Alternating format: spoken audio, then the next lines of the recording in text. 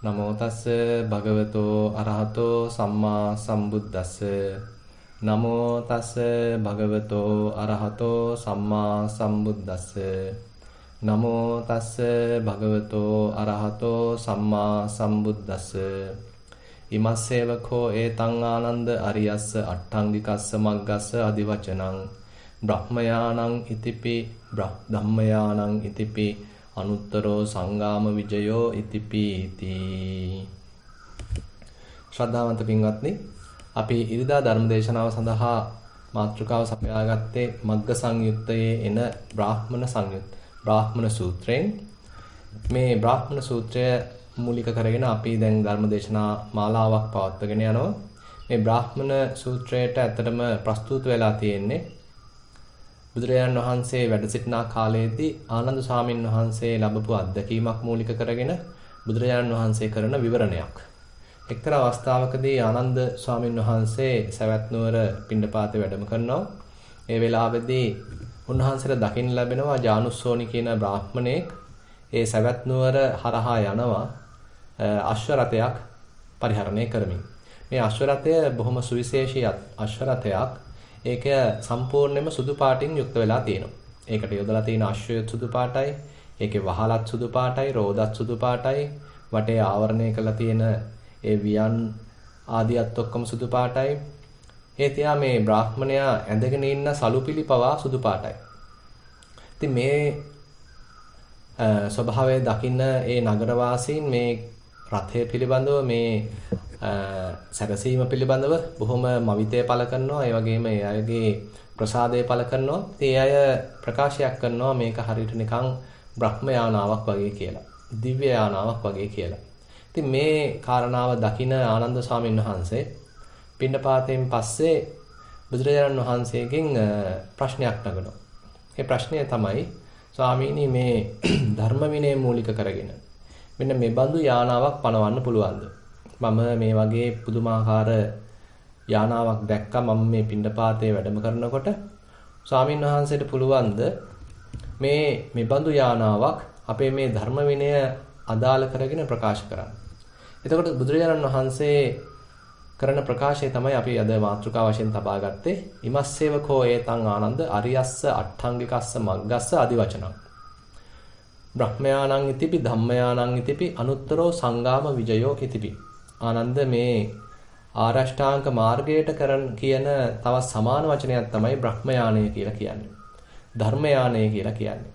මේ කෙලෙස් සටන සඳහා භාවිතා කරන අනුත්තර වූ ඒ සංග්‍රාම විජය කරන සංග්‍රාමයේ ජය ගන්නා වූ ඒ යානාව තමයි මේ ආරෂ්ඨාංග මාර්ගය කියලා කියන්නේ. ඉතින් එහෙනම් බුදුරජාණන් වහන්සේ කියන්නේ එතකොට මේ යානාවක් බ්‍රහ්ම යානාවක් දිව්‍ය යානාවක් ධර්ම යානාවක් වශයෙන් හඳුන්වන්නේ ආරෂ්ඨාංග මාර්ගය.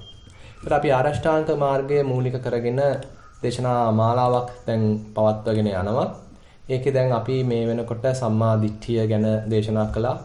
ඊළඟට සම්මා කම්මං සංකප්පය ගැන දේශනා කළා. ඊට පස්සේ සම්මා වාචාව ගැනත් දේශනා කළා. දැන් අපි පැමිණලා තියෙන්නේ සම්මා කම්මන්ත කියන මාර්ගාංගයට. ඒකට මේ පින්වුදුන්ට මතක ඇති සම්මා දිට්ඨි සම්මා සංකප්ප කියන මාර්ගාංග දෙක ප්‍රඥා ශික්ෂාවට තමයි අදාළ වෙන්නේ.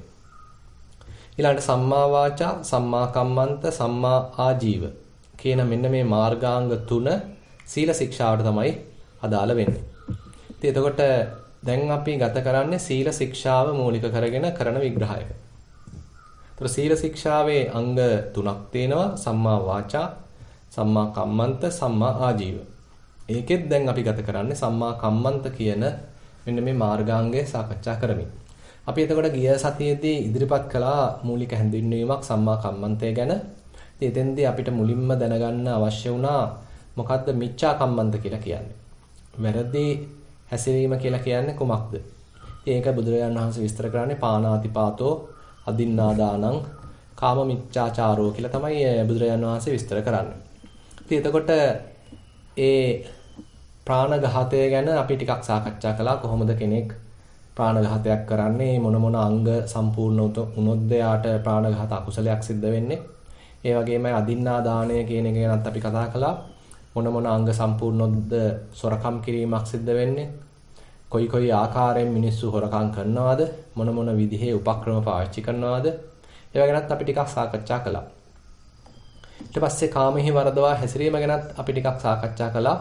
කොහොමද ඇත්ත වශයෙන්ම කාමෙහි වරදවා හැසිරීමක් සිද්ධ වෙන්නේ? ඒ අකුසලයේ සිද්ධ වෙන්නේ කොහොමද කියන එක ගැන අපි සාකච්ඡා කළා. ඉතින් ඊට පස්සේ අපි පිවිසුණා සම්මා කම්මන්තය ගැන සාකච්ඡා කරන්න. ඉතින් එතකොට බුදුරජාණන් වහන්සේ සම්මා කම්මන්තය ආකාර දෙකකින් ප්‍රකාශ කරනවා, දේශනා කරනවා. ඒ පිළිබඳව විස්තර අපිට හම්බ වෙනවා මජ්ක්‍ධිම නිකායේ මහා චත්තාලීසක සූත්‍රයේදී. එතෙන්දී බුදුරජාණන් වහන්සේ ප්‍රකාශ කරනවා සම්මා කම්මන්තං අහං භික්කවේ ද්වයං වදාමි. මහණෙනි මම සම්මා කර්මාන්තය කොටස් දෙකක් වශයෙන් පෙන්නනවා. අත්ති භික්කවේ සම්මා කම්මන්තෝ සාසවෝ පුඤ්ඤ භාගියෝ උපදි වේපක්කෝ. මහණෙනි එක සම්මා කම්මන්තයක් තියෙනවා. ඒක පුණ්‍ය පක්ෂයේ පිහිටලා තියෙනවා. හැබැයි ආශ්‍රව සහිතයි. උපදි විපාක ලබා දෙනවා. ඒ කියන්නේ මේ බඳු සම්මා කර්මන්තයක් අනුගමනය කිරීම තුළින් එයාට අනාගතයේදී සැප විපාක, සුව විපාක ලැබෙන්න පුළුවන්. ඒ නිසා මේක පුණ්‍ය පක්ෂයේ තියෙන ඒ කරන ක්‍රියාවන් පින් වශයෙන් සලකන්න පුළුවන්. ඒ වගේමයි හැබැයි ආශ්‍රව සහිතයි. ඊට පස්සේ දෙවන කොටසක් බුදුරජාණන් වහන්සේ පෙන්නනවා අත්තිබික්කවේ සම්මා කම්මන්තෝ අරියෝ අනාසවෝ ලෝකුත්තරෝ මග්ගංගෝ. මහණෙනි තවත් සම්මා කම්මන්තේ ප්‍රභේදයක් තියෙනවා. ඒක ඇවිල්ලා ආර්යයි. ඒක ආශ්‍රවයන්ගෙන් තොරයි. එහෙම නැත්නම් ආශ්‍රවයන් දුරු වෙන විදිහට තමයි ඒක කෙනෙක් ප්‍රගුණ කරන්නේ. ඒ වගේමයි ඒක ලෝකෝත්තරයි මාර්ගාංගයක් බවට පත් වෙනවා. එතකොට අපි ඒකේ පළවෙනි කොටස ගැනත් ගිය සතියේදී සාකච්ඡා කළා. ඒ කියන්නේ මොකද්ද මේ ආශ්‍රව සහිත පුණ්‍ය පක්ෂයේ පිහිටා තියෙන ඒ උපද විපාක අනාගතයේදී සැප විපාක ලබා දෙන ඒ සම්මා කර්මාන්තය කුමක්ද? ඉතින් එතකොට බුදුරජාණන් වහන්සේ විස්තර කරන්නේ අර අපි කතා කරපු මිච්ඡා කර්මාන්තයේම ප්‍රතිවිරුද්ධ පැත්ත. පාණාතිපාතා වේරමණී ප්‍රාණඝාතයෙන් වැළකීම. අදින්නාදානා වේරමණී සොරකම් කිරීමෙන් වැළකීම. කාමේසු මිච්ඡාචාරා වේරමණී කාම මිත්‍යාචාරයෙන් වෙන්වීම. එතකොට මෙන්න මේ කාරණා තුන තමයි මූලික වශයෙන් ඒ සම්මා කම්මන්තයේ මුල් කොටස වශයෙන් පෙන්වන්නේ. ඉතින් එතකොට කෙනෙක් තමන් දඬු මුඬුරු ගන්නෙ නැතුව ඊළඟට බොහෝම අනිත් සත්තුන් කෙරෙහිත් කරුණාවෙන් සතුන් මැරීම කෙරෙහි ලැජ්ජා සම්පන්නව ඒ කෙරෙහි එක්තරා අන්දමකින් බියක් උපදවගෙන සියලු සත්වයන් කෙරෙහි මෛත්‍රී සහගතව ජීවත් වෙන්න උත්සාහන්ත වෙනවා. ඒ නිසා බුදුරජාණන් වහන්සේ කියනවා පාණාතිපාතම් පහාය පාණාතිපාතා පටිවිරතෝ හෝති. මේ ප්‍රාණඝාතය අතහැරලා ප්‍රාණඝාතයෙන් වළකිනවා. නිහිත දණ්ඩෝ නිහිත සත්ථෝ ලජ්ජී දයාපන්නෝ සබ්බපාන භූත හිතානුකම්පී විහෙරති. ඒ නිසා යා දඬු මුගුරු පැත්තකට දානවා, ආයුධ පැත්තකට දානවා. බොහොම බයලජ්ජාව දෙක සහිතව සියලු සත්වයන් කෙරෙහි දයානුකම්පාවෙන් යුක්තව, කරුණාවෙන් යුක්තව කටයුතු කරනවා. ඊට පස්සේ අදින්නාදානා වේරමණී කියන ඊළඟ කොටසට අපි පිවිසුණා. ඒකෙදී බුදුරජාණන් වහන්සේ පෙන්වන්නේ අදින්නාදානම් පහය අදින්නාදානා පටිවිරතෝ හෝති. මේ තැනත්තා දැන් එතකොට සොරකම් කිරීමෙන් වෙන් වෙලා සොරකම් කරන්නේ නැතිව වාසය කරනවා. එතකොට යම් කිසි අනුන්ගේ දෙයක් ඒ අනුන්ගේ බව දන්නවා නම් ඒක මේ නීතියකට විතරක් බය වෙලා නෙමෙයි. ඒක Taman තුළින්ම දැන් උවමනාවක් ඇති වෙනවා මේ දේ අනුන්ගේ දෙයක්. මේක මම ගන්න සුදුසු නෑ. කියලා යාට උවමනාවක් ඇති වෙනවා. ඒ නිසා යා ඒ කවුරු ළඟ හිටියත් කවුරු ළඟ නොහිටියත් නීතියක් තිබුණත් නීතියක් නැති වුණත් එයාට තේරෙනවා නම් මේක ඇවිල්ලා අනුන්ගේ දෙයක් කියලා. එයා ඒක නොගෙන ඉන්න කටයුතු කරනවා. ඊට පස්සේ බුදුරජාණන් වහන්සේ පෙන්නනවා කාමයේ සුමිච්ඡාචාරා වේරමණී. ඉතින් එතෙන්දී කෙනෙක් ඒ අනුන් සතු කාම වස්තුවක් සමහරලාට දෙමව්පියන් යටතේ ඉන්න දරුවෙක් එහෙම නැත්නම් සහෝදරයන් සහෝදරියක් යටතේ ඉන්න දරුවෙක් කෙනෙක් ඊට පස්සේ නැත්නම් ස්වාමියෙක් භාර්යාවක් සමග ඉන්න දැනට නීත්‍යානුකූලව ඒ බඳු සම්බන්ධයක් තියෙන කෙනෙක් ඒපත් නැතයි යම්කිසි ප්‍රතිපදාවක් නිසා අපි දමු මහාන වෙලා යම්සි වෙනත් ආගමික චාරිත්‍රාක් නිසා බ්‍රහ්මචාරීව ජීවත් වෙන කෙනෙක්. මෙන්න මේ විවිධ පැති නිසා බ්‍රහ්මචාරීව එහෙමත් නැත්නම් කාමසේවනයේ යෙදෙන්නේ නැතිව කෙනෙක්ගේ යටතේ ආරක්ෂාව යටතේ කල්ගත කරන කෙනෙක් එක්ක අයථා සම්බන්ධයක් පවත්වන්න නැතුව කාම මිත්‍යාචාරයේ යෙදෙන්නේ නැතුව ජීවත් වෙන්න දරන උත්සාහයක්. ඉතින් එතකොට අද අපිට මේකෙම තව ඉස්සරහට යන්න පුළුවන්. ඉතින් මේ ප්‍රතිපදාව තව සූක්ෂම කරගෙන ඒ තුලින් ආශ්‍රවයන් වැඩෙන්නෙත් නැති වෙන්න කරන කටයුතු කිරීමක් තමයි අපිට සලකන්න සිද්ධ වෙන්නේ. අර අත්තිබික්කවේ සම්මා කම්මන්තා අරියා අනාසවා ලෝකුත්තරා මග්ගංගා කියන කොටසදී.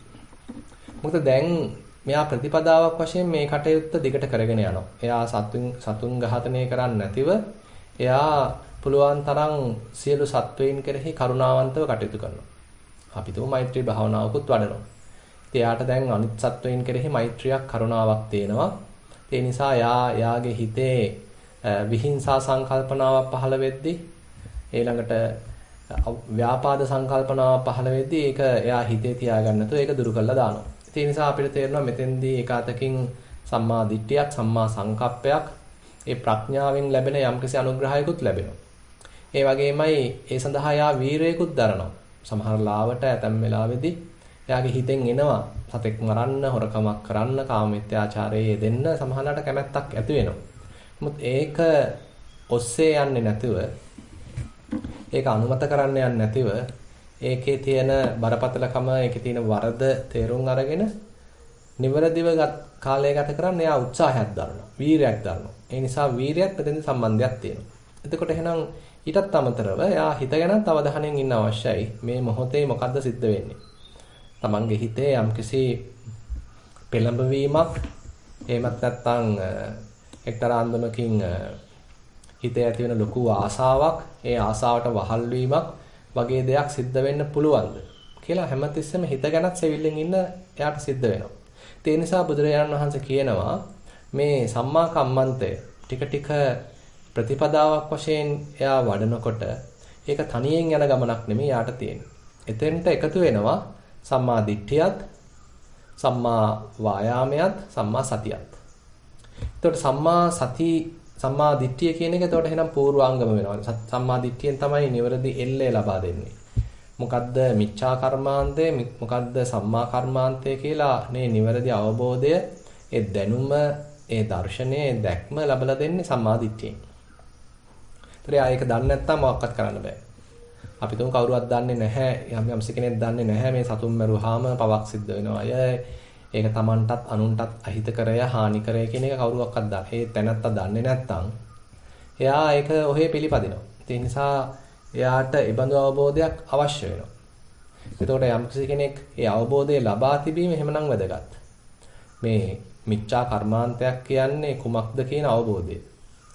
සම්මා කම්මන්තය කියන්නේ මොකක්ද කියන අවබෝධය. එහෙනම් එයාට අවශ්‍ය වෙනවා. ඒ නිසා ඒ අවබෝධය ලැබලා දෙන්නේ, ඒ දැනුම, ඒ දැකීම ලැබලා දෙන්නේ සම්මා දිට්ඨියෙන්. එතකොට ඒ සම්මා දිට්ඨියම තමයි බලපවත්වන්නේ යාගේ හිතේ අර වගේ කාම සංකල්පනාවන්, ව්‍යාපාද සංකල්පනාවන්, විහිංසා සංකල්පනාවන් පහළ වෙනකොට ඒවා අභිරමණය කරන්නේ නැතුව ඉන්න. ඒවා ඔස්සේ යන්නේ නැතුව ඉන්න. මොකද ඒවා ක්‍රියාත්මක කරාම තමයි මේ මිච්ඡා කර්මාන්ත සිද්ධ වෙන්නේ. ඒ නිසා යා ඒ සම්මා දිට්ඨිය, ඒ ප්‍රඥාව මූලික කරගන්නවා මේ යන ගමනට. ඊට පස්සේ හිත ගැන හොඳ අවධානයෙන් ඉන්නේ. සම්මා සතිය ක්‍රියාත්මක වෙනවා. සෝ සතෝ මිච්ඡා කම්මන්තං පජහති සතෝ සම්මා කම්මන්තං උපසම්පජ්ජ විහෙරති. සාස්ස හෝති සම්මා සති කියලා බුදුරජාණන් වහන්සේ විස්තර කරනවා. ඒ කියන්නේ යා දැන් හොඳට දන්නවා මොකද්ද සම්මා කම්මන්තේ, මිච්ඡා කම්මන්තේ කියලා යා දෙක වෙන් කරගන්න දන්නවා. යා සිහියෙන් යුක්තව මිච්ඡා කර්මාන්තය බැහැර කරනවා. ඒ වෙනුවට සතිමත්ව සම්මා කම්මන්තේ වාසය කරනවා. ඒ වගේමයි මේ මිච්ඡා කර්මාන්ත දුරු කිරීම සඳහා වෑයම් කරනවා. සම්මා කම්මන්තේ තුල වාසය කරන්න උත්සාහන්ත වෙනවා. සෝ මිච්ඡා කම්මන්තස්ස පහානාය වායමති සම්මා කම්මන්තස්ස උපසම්පදාය. ස්වාස්ස හෝති සම්මා වායාමෝ. එතකොට අපිට තේරෙනවා මේ සම්මා කම්මන්තය කියන එක තවත් අංග තුනක් එක්ක අත්වැල් බැඳගෙන යන ගතියක් තියෙනවා. ඒක තමයි මම මේ රූප සටහනෙත් ඉදිරිපත් කරලා තියෙන්නේ. ඒතර මේ සම්මා කම්මන්තය කියන එකට උදව් වෙනවා සම්මා දිට්ඨිය, සම්මා වායාමය, සම්මා සතිය. ඒතර දැන් මේ ගමන යද්දී දැන් මේ ටික ටික ඉස්සරහට එයා කටයුතු කරගෙන යද්දී එයා ප්‍රතිපදාවක් වශයෙන් ටික ටික ඒ සම්මා කම්මන්තය තුළ ජීවත් වෙන්න උත්සාහවන්ත වෙනවා. ඒ සඳහා වෑයම් කරනවා. හිත ගැන අවධානයෙන් ඉන්නවා. තවත් පියවරක් වශයෙන් මේ හරහා ආශ්‍රවයන් ජනිත නොවන ආකාරයෙන් කටයුතු කරන්න උත්සාහන්ත වෙනවා. දැන් අපි තුමු අපේ හිතේ තියෙනවා නම් කාමාශ්‍රවය. එතකොට අපේ හිතේ කාමසිතුවිලි පහළ වෙනවා. ඒ කාමසිතුවිලි හරහා ඔන්න මිච්ඡා කර්මාන්තයක් කරන්න සමහරට හිතෙනවා. උදාහරණයක් වශයෙන් අපි හිතමු කාම මිත්‍යාචාරයේ දෙන්න සමහරලාට ඒ කාමාශ්‍රවය ඉස්මතු වී පැමිණීම නිසා ඇතම් කෙනෙකුට හිතෙන්න ඉඩ තියෙනවා. නමුත් එයා ඒක තේරුම් අරගෙන ඒ ආශ්‍රවයන්ට අහු වෙන්නේ නැතිව ඒ පැමිණිච්ච කාමාශ්‍රවයට නැත්තම් කාමච්ඡන්දයට අහු වෙන්නේ නැතිව උත්සාහයෙන් එයා ඒක අයින් කරලා දාලා ජීවත් වෙන්න උත්සාහන්ත වෙනවා. ඉතින් අපි හිතමු හිතේ තියෙනවා ඇතම් වෙලාවට පටිඝානුසයක්, ද්වේෂය ඇති කරන ගතියක්, Taman නුරුස්නා දෙයක් සිද්ධ වෙනකොට, අකමැති දෙයක් සිද්ධ වෙනකොට, අකමැති කෙනෙක් දකින්නකොට හිතේ පහළ වෙනවා එක්තරා අන්දමකින් ද්වේෂයක්. ඉතින් ඒක හඳුන ගන්නවා. මේ වෙලාවේදී පටිඝානුසය ක්‍රියාත්මක වෙලා දැන් මේ තියෙන්නේ කියලා ඒ தત્ත්වයේ තේරුම් අරගෙන එයා උත්සාහවන්ත වෙනවා. ඒකට උල්පන්දම් නොදී ඉන්න. ඒකට අනුග්‍රහ නොකර ඉන්න. එතකොට අන්න මොකද වෙන්නේ? ඒ සම්මා කම්මන්තය තමයි ක්‍රියාත්මක වෙන්නේ. මොකද ඒ පටිඝය වර්ධනය වෙලා આવොත් තමයි අර විදිහට සමහර විට ප්‍රාණඝාතයක් දක්වා නැත්නම් තවත් කෙනෙකුට හිරිහැර කිරීමක් දක්වා ඉස්සරහට යන්නේ. නමුත් දැන් එයා හඳුනාගත්තා දැන් මේ ක්‍රියාත්මක වෙන්නේ පටිඝ අනුසයක්. එහෙනම් මම මේ අනුසය දුරු කිරීම සඳහායි දැන් උත්සාහන්ත වෙන්න තියෙන්නේ කියලා එයා උත්සාහන්ත වෙනවා ඒ සඳහා. මේ විදිහට දැන් තවත් පැත්තකින් අපිට කතා කරන්න පුළුවන් ප්‍රාණඝාතයෙන් වළකිනවා වගේම එයා දැන් තවත් කෙනෙකුට ආරක්ෂාවක් සපයන්න, ඒ වගේම અભේදානයක් දෙන්න, එයාව සුවපත් කරන්න, රෝගයකින් දුරු කරන්න මේ ආදී වශයෙන් ඒකේ සම්පූර්ණ කුසල පක්ෂය තමයි දිනු කරගෙන යන්නේ. ඒ කෙනෙකුට හිරිහැර කරදර කරනවා වෙනකොට කෙනෙකුට උදව් උපකාර කරුණාවෙන් පිහිටවීම කරගෙන යනවා. දැන් මේ කටයුත්තේදී දැන් මේ තැනත්තා මේ ලෝකෝත්තර සම්මා කම්මන්තේදී විශේෂයෙන්ම ඒ තමන් කරන යහපත් ක්‍රියාවන් නිසාත් ඒ යහපත් ක්‍රියාවන් මූලික කරගෙන මම මගේ කියලා හැඟීමක් ඇති වෙනවද? එහෙමත් නැත්නම් ඒ හරහා අවිද්‍යා ආශ්‍රවයක් දියුණු වෙනවද කියලා ටිකක් සැලකිලිමත් වෙනවා. අපි හිතමු උදාහරණයක් වශයෙන් අපි සතෙක්ව මරණයෙන් නිදහස් කරා. අපි හිතමු මරන්න හිටියා හරකෙක්. අපි ඉතින් සෑහෙන ගාණක් දීලා ඌව අරගෙන යම්කිසි සුවපත් මේ හොඳ තැනකට ඒ සතාව බාර දීලා ආරක්ෂා කරගන්න කියලා. එහෙම නැත්නම් අපි මේ සතාව ආරක්ෂා කරගෙන ඉතින් ඒ සතාට અભේදානය දුන්නා. මරණයෙන් බේරගත්තා. ඉතින් ඕකේ සාමාන්‍ය සිද්ධිය තමයි අපි ඒ කරපු කුසලය නැවත නැවත සිහි කරන එක. කතම් මේ පුඤ්ඤං නම් කියලා මේ මම මෙහෙම පින්කමක් කළා කියලා මේ අභිනන්දනයක් කරන එක ගැන සතුටු වෙනවා. ඉතින් ඒකත් දහමේ එක පැත්තක්. ඉතින් ඒක එක අතකින් අර සම්මා කම්මන්තයේ මුල් මට්ටම කියලා කියන්න පුළුවන්. එයා දැන් කෙනෙක්ව මරණයෙන් බේරගත්තා. ඉතින් මමයි මේ තනත්තාට මේ සතාට පිහිට උනේ. මන් නිසා තමයි මේ සතා අද ජීවත් වෙන්නේ කියලා ඒ තමන් කරපු හොඳ ක්‍රියාව ගැන මෙනෙහි කරමින් ඒ ගැන සතුටු වෙනවා. ඒකේ වැරද්දක් නැහැ. හැබැයි දැන් මේ යෝගාවචරයම මේ තනත්තම ඊට එහා යන ප්‍රතිපදාවකට පැමිණෙනකොට පිවිසෙනකොට එයා ඒ සිතුවිල්ල හඳුනගන්නේ හුදෙක් සිතුවිල්ලක් වශයෙන්. උදාහරණයක් වශයෙන් සතිපට්ඨානයේ චිත්තානුපස්සනාවක් වඩද්දී කෙනෙක් සදෝසං වා චිත්තං සදෝසං චිත්තන්ති පජානාති විත දෝසං වා චිත්තං විත දෝසං චිත්තන්ති පජානාති කියන මට්ටම තමයි ක්‍රියාත්මක වෙන්නේ. ඒ කියන්නේ එයා දැන් හිතේ ද්වේෂයක් හටගත්තොත් ද්වේෂයක් බව දන්නවා. හිතේ මෛත්‍රියක් හටගත්තොත් කරුණාවක් හටගත්තොත් ඒ බවත් දන්නවා. හැබැයි ඒ වෙලාවේදී ඒක වර්ධනය කර ඒක ඔස්සේ යමින් ඒ ගැන හිතා ඒක අභිනන්දනය කරන්න යන්නේ නැහැ. එයාට මතක් වෙනවා දැන් මේ සතා ජීවත් වෙන්නේ මම නිසා. නැත්තම් මේ සතා ඒ තමන් මුදවාගත්ත හැටි මතක් වෙනවා. ඉතින් සාමාන්‍ය ප්‍රතිපදාවේ තියෙන්නේ ඒක මතක් කර සතුටු වෙවි ඉඳීම හරහා කුසලයේ වර්ධනය කිරීම. නමුත් දැන් මෙයා යන්නේ වෙන පැත්තක. දැන් මේ ආත්ම වර්ණනා කරමින් මේ පහළ වෙන සිතුවිල්ල යා තේරුම් ගන්න. මම දැන් කුසලයක් කරා මේ කුසලය හරහා දැන් කෙනෙක් හදන්න ඉදිරිපත් වෙලා තියෙනවා. පටන් ගන්න තියෙනවා. කරපු කුසලයේ මතක් වෙනවා. හොඳ පින්කම මතක් වෙනවා. ඒ පින්කම හරහා කෙනෙක් හදනවා. පුජ්‍යලයක් හදනවා. ඒකට දැන් මෙයා ඉඩ තියන්නේ නැහැ. එයා එතන තේරුම් ගන්නවා දැන් මේ මමෙක් තමයි හදන්නේ. පුජ්‍යලයක් තමයි හදන්නේ. සතාව බේරපු මමෙක්. සතාව නිදහස් කරපු කෙනෙක්. පුජ්‍යලයක්. එතකොට මේ පුජ්‍යලයක් ඉදිරිපත් කරගෙන මමෙක් මූලික කරගෙන ආත්ම වර්ණනාවක් කරගෙන ඒ ආත්මීය සංකල්පනයක් තව වර්ධනය කරන අන්දමින් තමයි මේ සිතුවිල්ල පහළ වෙන්නේ. හැබැයි එයා ඒක හඳුනගෙන ඒක හුදෙක් සිතුවිල්ලක් බව තේරුම් අරගෙන ඒක පැත්තකට දානවා. ඒක දිගට අරගෙන යන්නේ නැහැ. එතකොට පින්වත්නි බැලුවාම අපි සාමාන්‍යයෙන් ගෙනගෙන ඉන්න ප්‍රතිපදාවට ටිකක් වෙනස් මේ කතා කරන ප්‍රතිපදාව. සාමාන්‍යයෙන් අපි තේරුම් ගන්න තියෙන්නේ අපි පින් කරාම ඒක ඔන්න පොතක සටහන් කරා පින් පොත කියවමින් තමයි කාලය ගත කරන්නේ. ඉතින් එහෙම එකක් නෙමෙයි දැන් මේ කතා කරන්නේ. ඒ වෙනුවට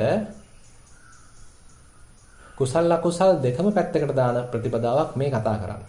එතකොට එහෙමනම් සතිපට්ඨානයේ චිත්තානුපස්සනා මට්ටමකට කෙනෙක් පැමිණෙනකොට යා කුසල් සිතක් පහළ වුණත් ඒක තේරුම් ගන්නවා. අකුසල් සිතක් පහළ වුණත් ඒක තේරුම් ගන්නවා. ඒ එකක්වත් එකකට වඩා උසස්ය පහත්ය කියලා සලකන්න යන්නේ නැතිව ඒවා හුදෙක් සිතුවිලි මාත්‍රයෙන් අත්හැරලා දානවා. ඒ වෙනුවට හිතේ විවේකයේ පැත්තට කිසිවක් උපාදාන නොකරන පැත්තට අනිශ්චිත වූ ස්වභාවයක් ඔස්සේ එයාගේ අවධානය යොමු කරනවා. ඒතර සම්පූර්ණ ප්‍රතිපදාවේ වෙනසක් තියෙනවා මෙතන. දැන් එතකොට බුදුරජාන් වහන්සේ මේ පැති ටිකක් සූක්ෂමව විග්‍රහ කරලා තියෙනවා. ඉතින් මේ වගේ පැතිවලදී දැන් අපිට ඕනම් මතක් කරගන්න පුළුවන්. දැන් එයා තවත් කෙනෙකුට මොකක්වත් කරදරයක් හිරිහැරයක් නොකර ඉඳීම සඳහා තමන්වමත් උපමා කරගන්නවා. දැන් තමන් යම් කිසි දෙයකට අකමැති නම් අනිත් කෙනෙකුත් ඒකට අකමැති. තමන් යම් කෙනෙක් යම් අඬුවමකට හිරිහැරයකට ලක් වෙන්න අකමැති නම් අනුනුත් ඒ හිරිහැරයකට කරදරයකටපත් වෙන්න අකමැති කෙනෙක් එයාට හොඳට තේරෙනවා. ඒ වගේමයි සියලුම සත්වයෝ මේ සැප කැමැතිවයි වාසය කරන්නේ. සියලුම කෙනා සියලුම අය දඬුවම් වලට කැමති නැහැ. ඒ නිසා තමන් සැප කැමති නම් ඒ බඳු සැප කැමති කෙනෙක්ව ඒ සැපෙන් දුරු කිරීම කියන එක තමන්ට අනාගතයේදී අනිවාර්යයෙන්ම ඒක විපාක ලැබෙනවා කියලා යා තේරුම් අරන් තියෙනවා. ඒ වගේ මේ තනත්තා ටික ටික ඒ තමන් උපමා කරගෙන කොහොම යහපත් ජීවිතයක් ගත කරනවා. හැබැයි මේකේ තවත් පැත්තක් අපිට හඳුනා ගන්න පුළුවන්. අනිත් කෙනෙක්ගෙන් තමන්ට මොකක් හරි හිරිහැරයක් පැමිණුනොත් අපි වගේ ඒ හැමෝම මේ ප්‍රතිපදාව පුරන්නේ නැහනේ. තවත් ඇතැම් කාරණාවලදී අනිත් අය සමහරලාට ඔන්න අපිව හෙලා දකින්න. අපිට හිරිහැර කරනවා. අඩත්තේට්ටම් කරනවා. කරදරයක් කරනවා. ගහනවා, බනිනවා. ඉතින් මේ මොනවා හරි දේවල් වෙන්න පුළුවන්. දැන් මේක වුණත් නැවත නැවත මතක් වෙන්න පුළුවන්. මේ වැඩේ සිද්ධ වුණා, මේ කරදරේ සිද්ධ වුණා. ඔන්න ඉතින් ගෙදර ආවට පස්සේ ඒක මතක් වෙනවා.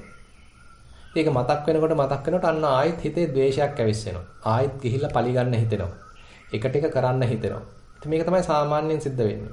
ඉතින් දැන් යෝගාවචරයේ මුලදී එයා ඒක හිතේ ද්වේෂය පහළ වෙන බව තේරුම් අරගෙන ද්වේෂය අත්හැරලා දානවා. නැත්තම් මෛත්‍රියකුත් වඩනවා. ඒකත් කරන්න පුළුවන්. හැබැයි ටික ටික එයාගේ හිතේ සූක්ෂම භාවයක් ඇති වෙන්න එයා තේරුම් ගන්නවා මේ මගේ හිතේ තියෙන එක්තරා අන්දමකින් පරිගන්න අදහසක්. මගේ හිතේ තියෙනවා එයා කරපු දෙයට එක ටික කරන්න ඕනේ ගතියක්.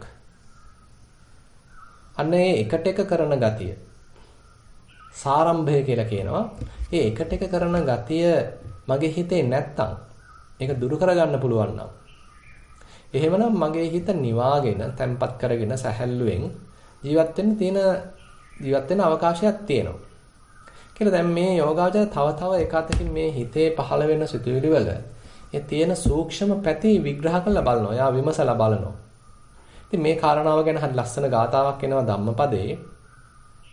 බුදුරජාණන් වහන්සේ කියනවා සචේ නේරේසි අත්තානං කංසෝ උපහතෝ යථා ඒස පත්තෝසි නිබ්බානං සාරම්භෝ තේන විච්ඡති. හරියට මේ මුව පිට කඩපු. ඒ කියන්නේ මේ ලෝහ භාණ්ඩයක් ඒක කැඩිලා තියෙන්නේ. ඒක බිඳිලා තියෙන්නේ. ඉතින් ඒ බඳු ලෝහ භාණ්ඩයකට කවුරු හරි කෙනෙක් තට්ටු කළොත් ඒක එහෙම්ම වියකිලා යනවා. ඒ හඬ එහෙම්ම වියකිලා යනවා. දෝංකාර දෙන්නේ නැහැ. නින්නාද දෙන්නේ නැහැ. අපි දන්නවා සාමාන්‍යයෙන් ලෝහ භාණ්ඩයකට පොඩ්ඩක් තට්ටු කරොත් එහෙම යම් සද්දයක් නැගුවොත් ඒක නැවත නැවත රාව ප්‍රතිරාව නංවනවා. නමුත් ඒවා ලෝහ භාණ්ඩයේම කැඩිලා නම් ඒක බිඳිලා නම් තියෙන්නේ. ඉතින් අපි තට්ටු කරාට ඒක රාව ප්‍රතිරාව නංවන්නේ එහෙම මේක අවසන් වෙනවා. මෙන්න මේ කැඩිච්ච ලෝහ භාණ්ඩයක් ඒ රාව ප්‍රතිරාව නංවන්නේ නැතිව ප්‍රතික්‍රියා දක්වන්නේ නැතිව ඒ ආපු ඝට්ටනය එහෙම්ම ෂය කර හරිනවා වගේ ඒක එහෙම්ම උරාගත්ත එහෙම්ම අවසන් වුණා. අන්න ඒ වගේ තමයි ඩෝ ඒසපත්තෝසි නිබ්බාණං සාරම්භෝ තේන විජ්ජති. යම් කිසි කෙනෙක් තුළ මෙන්න මේ එකට එක කිරීම නම් වූ ඒ සාරම්භය නැත්තම් අන්න යා නිවනට පැමිණුණු කෙනෙක් බවට පත් වෙනවා. කියන්නේ පොඩ්ඩක් අපි සූක්ෂමව අපේ හිත දිහා බැලුවොත් මොකක් හෝ අපිට අසාධාරණයක් වුණාම මොකක් හෝ අපිට අකටයුත්තක් වුණාම එහෙම නැත්නම් තමන්ව නොසලකා හැරියාම තමන්ට ලැබෙන්න තියෙන ගෞරවය නොලැබුණාම අනිත් කෙනෙක් තමන්ට ඒ ගෞරවය දැක්වේ නැති වුණාම මේ හැම තැනකදීම හුඟක් වෙලාට අපේ හිත රිදෙන්නේ අපි එක බලාපොරොත්තු වුණා ඒ වගේමයි අපි ඒ අනිත් තැනත්තාට යම්සි පාඩමක් උගන්වන්න ඕනේ. එයාගෙන් පලි ගන්න ඕනේ, එකට එක මම කරන්න ඕනේ කියලා ඒ අපේ හිතේ එනවා ආයිත් අනිත් පැත්තට හැංගීමක්. ඒතර මෙන්න මේ වගේ හැංගීමක් හරහා අපි කෙනෙක් තමයි හදන්නේ. පුජ්‍යලයක් තමයි හදන්නේ. ඒතර මට තමයි එයා දෙයක් කළා තියෙන්නේ. මම කියන පුජ්‍යලයාට මම කියන මහා අපි හිතමු වැදගත් කෙනෙකුට යමක් එයා මේ නොසලකා හරින්න නැත්නම් නොවැදගතෙක් යමක් කළා. ඒතර මගේ වැදගත්කම, මගේ පූජනීයත්වය මම ඉස්මතු කරගන්නවා, මම ඒක හදා ගන්නවා. ඒතර මට එහෙම දෙයක් කිරීම ගැන මගේ හිතේ නොසතුටක් පහළ වෙනවා. ඒ නිසා ඉතින් මම යාගෙන් පලි ගන්න එකට කරන්න ඔන්න උත්සාහන්ත වෙනවා. ඉතින් මේ හැම තැනකම පුජ්‍යල භාවයක් තියෙනවා. ඒතර පුජ්‍යලයක් මූලික කරගෙන තමයි ඒතර මේ කටයුතු සියල්ල සිද්ධ වෙන්නේ. ඉතින් ඒතර අපිට තේරෙනවා යම්සි කෙනෙක් මේ සියුම් පැති තේරුම් ගන්න. එයා හඳුනගන්නේ එයාගේ හිතේ ක්‍රියාත්මක වෙන අවිජ්ජා අනුසය. ඒ අවිජ්ජා අනුසයෙන් තමයි නැත්නම් අවිජ්ජා ආශ්‍රවයෙන් තමයි මේ ඔක්කොම ක්‍රියාදාමය සිද්ධ වෙන්නේ. මමෙක් හැදීම නිසා තමයි එතකොට මේ තැන් වල ඔක්කොම කටයුතු සිද්ධ වෙන්නේ. ඉතින් එතකොට මේ යෝගෝත්තර මාර්ගයකදී බුදුරජාණන් වහන්සේ පෙන්වන්නේ ඒ ආශ්‍රවයන් වර්ධනය කරනවා වෙනුවට දුර්වල කරන ප්‍රතිපදාවක්. අනුසය ධර්මයන් වර්ධනය කරනවා වෙනුවට අනුසය ධර්මයන් ඡය කර හරින ප්‍රතිපදාවක් තමයි බුදුරජාණන් වහන්සේ පෙන්වන්නේ. දැන් අපි හිතමු අපි අදින්නා දානා වේරමණී කියලා ඒ සොරකම් කිරීමෙන් වැළකීලා ජීවත් වෙනවා. ඒ වෙනුවට පරිත්‍යාග කරනවා. දානයක් දෙනවා. දැන් අපි කද දානයක් දුන්නාමත් මේ කලින් කිව්වා වගේම ඒක ගැන අපේ හිතේ මතකයක් සිහි කැඳවීමක් සිද්ධ වෙන්න පුළුවන්. අපි දානයක් දීලා ආයි ගෙදර ආවා. ගෙදර ආවට පස්සේ ඉතින් මතක් වෙනවා මං තමයි මේකෙදි මූලික වෙලා කටයුතු කරේ. මං තමයි වැඩි මේ දෙයක් පූජා කළේ, මම තමයි වැඩියෙන්ම වීදම් කළේ, මම තමයි වැඩියෙන්ම මහන්සි වුණේ කියලා මේ මොකක් හරි දෙයක් අල්ලගෙන සමහර විට කෙනෙක්ගේ හිතේ නැවත යම් සිතුවිලි පහළ වෙන්න පුළුවන්. ඉතින් එයා තේරුම් ගන්නවා මේ කුසලයක් තමයි කළේ, පින්කමක් තමයි කළේ. හැබැයි මේ පින්කම අල්ලගෙන දැන් ඔන්න හිත කෙනෙක් හදනවා, මමෙක් හදනවා කියලා එයා තේරුම් ගන්නවා මේ කොහොමද මේ පින්කමක් කරහා කෙනෙක් හදන්නේ. පින්කමක් කරහා මාන්නයක් හදන්නේ කොහොමද? පින්කමක් කරහා මමෙක් හදන්නේ කොහොමද? පරිත්‍යාගයක් කිරීම හරහා, පිහිටවීමක් කරහා, දානයක් දීම හරහා කොහොමද කෙනෙක් පුජ්‍යලයක් ඒ බඳු පුජ්‍යල භාවයක් හිතේ ගොඩනගන්නේ කොහොමද කියලා එයා පොඩ්ඩක් විමසලා බලනවා. මොකද ඒ බඳු පුජ්‍යල භාවයක් ගොඩනැගීම තුල කුසල් රැස් වෙනවා. හැබැයි කෙනෙක් පුජ්‍යලයක් මමෙක් කියලා හිතා ගැනීම නිසා අවිජ්ජා අනුශ්‍රයකුත් අවිජ්ජා ආශ්‍රයකුත් එතන තියෙනවා. ඒකයි බුදුරජාණන් වහන්සේ මුල් මට්ටමේදී කියන්නේ ඒක සාසවා. ඒක ආශ්‍රව සහිතයි. පුඤ්ඤ භාගියා. උපදි වේපක්කා. ආශ්‍රව සහිතයි, උපදි විපාක සහිතයි පින්පක්ෂේ පුහිටලා තියෙනවා. දැන් මේ ලෝකෝත්තර මාර්ගයේදී එයා උත්සාහන්ත වෙන්නේ ඒ අනාශ්‍රව වූ ප්‍රතිපදාවක යන්න. ආශ්‍රවයන් වර්ධනය කරනවා වෙනුවට ආශ්‍රවයන් ඡය කර හරින්න තමයි උත්සාහන්ත වෙන්නේ. ඉතින් එතකොට මේ ලෝකෝත්තර මාර්ගයේ විස්තර කරද්දිත් බුදුරජාණන් වහන්සේ බොහොම සූක්ෂම අන්දමින් මේ ප්‍රතිපදාව තව ටිකක් සැලකිල්ලෙන් පුරනවා කියන එක මතු කරලා දීලා තිනවා. තීහිපි කාය දුච්චරිතේහි ආරති විරති පටවිරති වේරමණී කියලා අර වේරමණී කියන වචනේ විතරක් පාවිච්චි නොකර තවත් සියුම් කිරීමක් තව මේ සිද්ධ වෙන දේ ගැන සිහියෙන් සිටීමක් තව සූක්ෂමව මේ නිවැරදි ප්‍රතිපදාව ගමන් කිරීමක් ටිකක් අවධාරණය කළා තියෙනවා. ආරති විරති පටිවිරති වේරමණී. මේ විශේෂයෙන්ම ඒ වැරදි ප්‍රාණඝාතයෙන් අදත්තා දාණයෙන් කාම මිත්‍යාචාරයෙන් බැහැරින්ම බැහැර වෙනවා. අයින්ම කළා දානවා. ඒකේ වෙදෙන්නේ මේ බඳු දෙයක් යෙදෙන්නේ යන්නෙම නැහැ කියලා අන්නේ වගේ බොහොම මේ පැත්තකටම දාන ගතියක් ඒකේ තියෙනවා.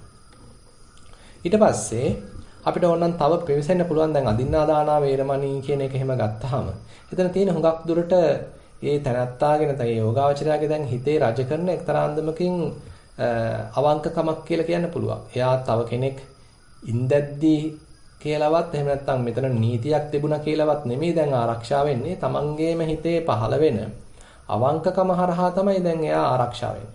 එයා බොහොම අවංක කෙනෙක්. ඒ තමන්මයි දැන් ප්‍රතිපදාවක් පුරන්නේ. නීතියකට යටත් වෙලා නෙමෙයි. තමන්ම ප්‍රතිපදාවක් ඒකේ තියෙන යහපත් බව තේරුම් අරගෙන හොරකම් කිරීමේ තියෙන අයහපත් බව තේරුම් අරගෙන ඒ යහපත් දේ වුණත් මමෙක් පුජ්‍යලයක් හදන්නෙත් නැතිව දැන් යන තරම් බොහොම සූක්ෂම පැත්තකට තමයි යා ගමන් කරන්නේ. දැන් එතකොට තවත් පින්වත් මේ පැතිවල බුදුරජාණන් වහන්සේ විස්තර කරද්දී කොයිතරම් සියුම් පැති මතු කළා තේනවද කියනවා නම් දැන් අපේ හිතේ බැඳීමක් ඇති වෙන හැටි ඇලීමක් ඇති වෙන හැටි විවිධ ක්‍රම වලට විස්තර කරලා තියෙනවා. ඒ කියන්නේ අපි සාමාන්‍යයෙන් දන්නවා අපේ කයක් කියන්නේ මනුස්ස කයක් එක්ක තවත් මනුස්ස කයක් ස්පර්ශ වීම හරහා එතන රාගයක් මේ මතුවෙලා එතන බැඳීමක් ඇති වෙලා ඉතින් ඒ තනත්තාගේ ඒ පහස ඒ සුවය තවදුරටත් ඉල්ලන ගතියක් තියෙන්න පුළුවන් කාය සංසර්ගයක් කියලා කියනවා. හැබැයි බුදුරජාණන් වහන්සේ කියනවා ඒ පමණක් නෙමෙයි ඇතැම් වෙලාවට අපි සද්දේ පවා අහන්න කැමතියි. කියන්නේ තවත් කෙනෙක්ගේ මිහිරි සද්දයක් අහන්න කැමතියි. ඒ හරහා අපේ හිතේ ලොකු කැමැත්තක් ඇති වෙනවා. ඒ හරහා අපේ හිත බැඳෙනවා. තවත් වෙලාවට අපි කෙනෙක්ගේ දර්ශනය බලන්න කැමතියි. අපි එයා අපිට ප්‍රිය උපදවන කෙනෙක්. ඒ නිසා එයා දිහා බල ඉන්න මම කැමතියි. ඒ නිසා සමාජලාවට එයාගේ පින්තූරයක් අරගෙන ඡායාරූපයක් අරගෙන ඔන්න මං ඉන්න තැන ඒක තියා ගන්නවා. මේසේ උඩ තියා ගන්නවා. නැත්තම් බිත්තිය එල්ල ගන්නවා. එයාව දිහා බල ඉන්නවා. එතකොට අපි මේ රූපය දැකීම හරහාත් අපේ හිත බැඳෙනවා. ඊළඟට මම එයත් එක්ක සාකච්ඡා කර ඉන්න කැමතියි. මම එයත් එක්ක කතා කර ඉන්න කැමතියි. මොකද මගේ ඇතුලේ තියෙනවා එයා කෙරෙහි ලොකු කැමැත්තක්. ඉතින් අපි දන්නවනේ ඉතින් දැන් ඔය තරුණ කාලෙදී පෙම්වතුන් පෙම්වතියන් එකතු වෙලා ඉතින් කොහේ හරි අයිනක් අල්ලගෙන කතා කර ඉන්න හරි කැමතියි. ඉතින් යන්නේ සමුල්ලපණය කියලා කියන ඒ වුණුන්හා කරන ඒ සාකච්ඡාව ඒ කතා කිරීම හරි ප්‍රිය උපදවන ගතියක් තියෙනවා. ඉතින් ඒ හරහා අපේ හිත බැඳෙනවා. සම්පූර්ණයෙන්ම ඉතින් මතක් වෙන්න මේ කතා කරපු දේවල්, කතා කරන්න ඉන්න දේවල්. ඉතින් ඒ තුළ ලබන සතුට තමයි මතක් වෙන්නේ. දැන් එහෙමත් නැත්නම් බුදුරජාණන් වහන්සේ පෙන්නනවා සමහරවිට එයා පරිහරණය කරන දෙයක් දැන් මම ඉල්ලගෙන පරිහරණය කරනවා. ඒ හරහාත් හිත බැඳෙනවා. ඉතින් මේ වගේ ඒ සමසම්භෝගයකට යනවා. අනිත් කෙනත් එක්ක තමයි බෙදා හදාගෙන කටයුතු කරන්න ගිහිල්ලා ඔන්න හිත බැඳෙනවා. ඉතින් මේ වගේ මේ හිත බැඳෙන පැති දැන් මේ කාමේසු මිච්ඡාචාරා වේරමණී කියලා කතා කරද්දී දැන් මේ යෝගාවචරයේ කොහොනම් සැලකිලිමත් වෙන්න පුළුවන් කොහොමද මේ හිත බැඳෙන්නේ? කොයි ආකාරයෙන්ද මේ කාමයන් කෙරෙහි හිත ඇලෙන්නේ කියලා එයා බොහොම සූක්ෂම පැති මේ තුල හඳුනා ගන්නවා. ඉතින් ඒ නිසා බුදුරජාන් වහන්සේ මේ පෙන්නන ප්‍රතිපදාවේ දැන් කාම මිත්‍යාචාරයෙන් වැළකීමම නෙමෙයි ඊටත් එහා ගිහිල්ලා දැන් සීලයක් ආරක්ෂා කරද්දී එයා බොහොම සැලකිල්ලෙන් දැන් බ්‍රහ්මචාරීව ජීවත් වෙන්න තමන්ට පුළුවන්ද කියලා තෝමනම් කෙනෙකුට හඳුනා ගන්න පුළුවන්. මේ තමන් තුළ ඇති වෙන මේ ලිංගික ආශාව එහෙම නැත්නම් මේ කාම සේවනයේ සඳහා ඇති වෙන කැමැත්ත පැත්තකට දාලා බ්‍රහ්මචාරීව ජීවත් වෙන්න පුළුවන්ද? දැන් මේ එකතකින් උඩුගම් බලා පීනන ගමනක් දැන් මේ කතා කරන්න සිද්ධ වෙලා තියෙන්නේ. ඉතින් මෙතෙන්දිත් හරි ලස්සන සූත්‍රයක් හම්බුනවා සත්ත මේතුන සූත්‍රය කියලා. එහෙම නැත්නම් මේකටම කියනවා මේතුන සූත්‍රය කියලා. ඉතින් බුදුරජාණන් වහන්සේ කියනවා සමහර වෙලාවට මේ ස්ත්‍රියක් පුරුෂයක් ඕනෝන් හා මෛතුන සේවනයේ නොයදුනත් හැබැයි එක්තරා අන්දමක ඒබඳු සම්බන්ධයක් තියෙනවා. එක්කෙනෙක් ඉන්නවා ඒ අරතරන් දුරට යන්නේ නැහැ. හැබැයි අනිත් කෙනාගේ මේ අපිටම අතින් ඇල්ලීම් එහෙම නැත්නම් මේ සම්බාහනය කිරීම ඒ වගේ යම් යම් ඒ අනිකුත් දේවල් ඉවසනවා. ඒ තුලින් එයා සතුටු වෙනවා. උච්චාදන පරිමද්දන නහාපන සම්බාහනං සාදියති. තව අනිත් අපි කැමති කෙනා ඇවිල්ලා අපිව අල්ලනවා, අත ගන්නවා, ඉඹිනවා, එහෙම නැත්නම් නාවනවා, සම්බාහනය කරනවා. ඉතින් මේවා කැමති වෙනවා.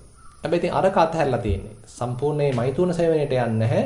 මේක කැමති වෙනවා. මේ මට්ටම තියෙනවා.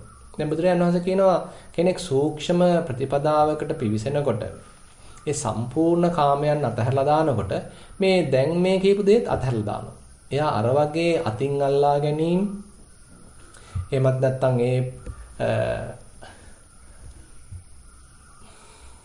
සම්බාහනය කිරීම නැත්නම් නෑවීම ඒ වගේ ඒ දේවල් පවා දැන් මෙයා අත්හැරලා දානවා. ඊට පස්සේ කියනවා මාතුගාමේන සද්දින් සංජග්ගති සංකීලති සංකේලායති. තවත් කෙනෙක් ඒ කාන්තාවක් එක්ක අපි තුමු දැන් පුරුෂයෙක් නම් කාන්තාවක් එක්ක. ඉතින් සමහරවිට නිකන් අපි තුමු එකට ගමන් කරනවා, එකට සෙල්ලම් කරනවා. අන්න ඒ වගේ කටයුතු කරනවා. එතකොටත් අන්න ඒ තුලත් බුදුරජාණන් වහන්සේ කියන මෙතනක් තියෙන්නේ අර මේ මෛතුන ධර්මයේ එක්තරා සියුම් පැත්තක්. අර බොහොම ඕලාරික රළු මට්ටමේ එකක් නෙමෙයි. දැන් හැබැයි ඊට වඩා සූක්ෂම මට්ටම බුදුරජාණන් වහන්සේ පෙන්ලා දෙනවා. ඉතින් අර දියුණු වෙන කෙනෙක් මේ ප්‍රතිපදාවේ ඉහළට සියුම්ව මේ දේවල් තුළ හික්මෙන කෙනෙක් මේ දේවලුත් අතහැරලා දානවා. ඊට පස්සේ කියනවා චක්කුණා චක්කුන් උපනිච්ඡායති පෙක්ඛති. ඇහැට ඇහැ යොමු කරලා බලනවා. නැත්නම් කෙනෙකුට පුළුවන් තමන් කැමති කෙනා දිහා ඍජුව බලලා ඇහැට ඇහැ එකතු කරලා බලන්න. දැන් ඒ හරහාත් එක්තරා අන්දමක සතුටක්, අභිනන්දනයක්, ඒ තනත්තා එක්ක එක්වීමක්, සතුටු වීමක් සිද්ධ වෙනවා. බුදුරජාණන් වහන්සේ කියන මේකවත් කරන්නේ ඇහැට ඇහැ එකතු කරලාවත් බලන්නේ. ඊට පස්සේ කියනවා මාතුගාමස්ස සද්දං සුනාති. ඒ අනිත් කෙනාගේ සද්දය අහන්න කැමති වෙනවා. දැන් ඇහැට ඇහැ බලන්නවත් විදිහක් නැහැ. ඊට පස්සේ අපි හිතමු එයත් එක්ක එකට ඉන්නවත් අල්ලාප සල්ලාපේ දෙන්නවත් ඒවට ඉඩක් ඇත්තෙත් නැහැ. ඉතින් කොහොමත් ඉතින් අතපත ගන්න කොහොමත් ඉඩක් නැහැ. හැබැයි මොකද කරන්නේ? එයාගේ සද්දය අහා ඉන්නවා. දැන් එතකොට ඒ තුලින් සතුටක් ඇති කරගන්නවා. ඒ තුලින් හිතේ රාගයක් ඇති කරගන්නවා. ඒ තුලින් ලොකු අභිනන්දනයක් කරනවා. බුදුරජාණන් වහන්සේ කියනවා ඒකත් ඔන්න දැන් අතහැරලා දානවා. ඊට පස්සේ කියනවා පුබ්බේ මාතුගාමේන සද්දින් හසිත පීත කීලිතානි තානි අනුස්සරති. අපි තුන් යම්ස කෙනෙක් දැන් ඔන්න මහාන වුණා. එහෙම නැත්නම් එයා දසසිල් සමාදන් වුණා. අටසිල් සමාදන් වුණා. දැන් එහෙම සමාදන් වුණාට පස්සේ එයා දැන් ටිකක් අධිශීලයක් ආරක්ෂා කරන්නේ. ඒ නිසා දැන් එයාට අනිත් විරුද්ධ පාක්ෂිකයෙක් එක්ක කටයුතු කරන්න දැන් අවස්ථාවක් නැහැ. තමන් අපිටම විවාහ වෙලා හිටපු කෙනෙක් මහාන වුණා නම් දැන් ඒ තමන් ඇසුරු කරපු කෙනා ගැන කෙනත් එක්ක දැන් ඉන්න විදිහක් නැහැ. දැන් තමන් හුදේකලාවේ ඉන්නේ. හැබැයි මතක් වෙනවා ඒ තමන් ඇසුරු කරපු කෙනත් එක්ක ගත කරපු හැටි. ඒ අතීතේ තමන් කාලය ගත කරපු හැටි මතක් වෙනවා. එයත් එක්ක අපිටම ගමනක් බිමනක් ගිය හැටි, එයත් එක්ක අතින් අල්ලන් හිටිය හැටි මොනවා හරි. ඒ අතීතේ තමන් ඒ කැමති කෙනත් එක්ක කාලය ගත කරපු හැටි මතක් වෙනවා. ඉතින් ඒක මතක් කර ඉන්නවා. මේ තාමත් පෙන්වන්නේ මේ එතකොට මේ කාමයන් අපේ හිතේ හොල්මන් කරන හැටි. දැන් මේ තනත්තා සීලයක් සමාදන් වෙලා දැන් මේ මහාන වෙච්ච එක්කෙනෙක් අපි හිතමු ගිහිගේ අතහැරපු එක්කෙනෙක්. හැබැයි මතක් වෙවි තියෙන්නේ ගිහි කාලෙදී තමන්ගේ බිරිඳ එක්ක නැත්නම් ස්වාමියා එක්ක නැත්නම් පෙම්වතා එක්ක පෙම්වතිය එක්ක කාලය ගත කරපු හැටි තමයි මතක් වෙන්නේ. ඉතින් ඒක මතක් කර ඉන්නවා. බුදුරජාණන් වහන්සේ කියන අතර ඔන්න ඕකත් අත්හැරලා දාන්න සිද්ධ වෙනවා. ඊළඟට පස්සති ගහපතින් පංචහි කාම ගුණේහි සම්පිතං සමග්ගී භූතං පරිචර්යමාන. දැන් තමන්ට හැබැයි මේ ටිකක් දැන් ඔක්කොම අතහැරියා. මේ දැන් ඉස්සෙල්ලා කලින් කියපු ඔක්කොම අතහැරියා. දැන් තව පැත්තක් බුදුහාමුදුරුවෝ පෙන්වනවා. දැන් හැබැයි දකිනවා තවත් වෙන දෙන්නෙක් ඉන්නවා හරි සතුටින්. ඒ දෙන්න හරි සමගියෙන් ඉන්නවා. අත් දෙක අල්ලන් යනවා. එකිනෙකාට උදව් උපකාර කරනවා. ඉතින් බොහොම සාර්ථක ගෘහ ජීවිතයක් ගත කරනවා. ඒ සාර්ථක ගෘහ ජීවිතය දැකලා මෙයා සතුටු වෙනවා. ඉතින් මෙතන තියෙන්නේ එකාතකින් ඒ හිතේ ඇති වෙන මුදිතාවට වඩා Tamanට කරගන්න බැරුණත් අනේ මේ දෙන්න හරි සතුටින් ඉන්නවනේ මේ දෙන්න බොහොම ආලයෙන් බැඳිලා ඉන්නවනේ ප්‍රේමයෙන් ඉන්නවනේ කියලා ඒ දෙදෙනෙක් අතර තියෙන ගෘහ සම්භෝගය දැකලා සතුටු වෙනවා. බුදුරජාණන් වහන්සේ පෙන්වන මේ සියුම් ප්‍රතිපදාව කතරම් දුරට විහිදිලා යනවද කියලා මේ සූත්‍රානුව අපිට හිතා ගන්න පුළුවන්. ඊට පස්සේ තව බුදුහාමුදුරු කියනවා අඤ්‍යතරං දේවනිකායම් පනිදාය බ්‍රහ්මචර්යං චරති.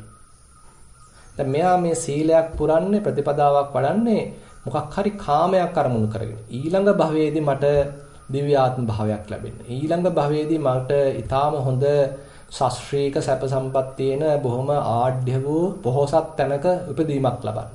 ඔන්න ඒ වගේ මෙයා මේ කාමයන් මූලික කරගෙන තමයි සීලයක් රකින්නේ.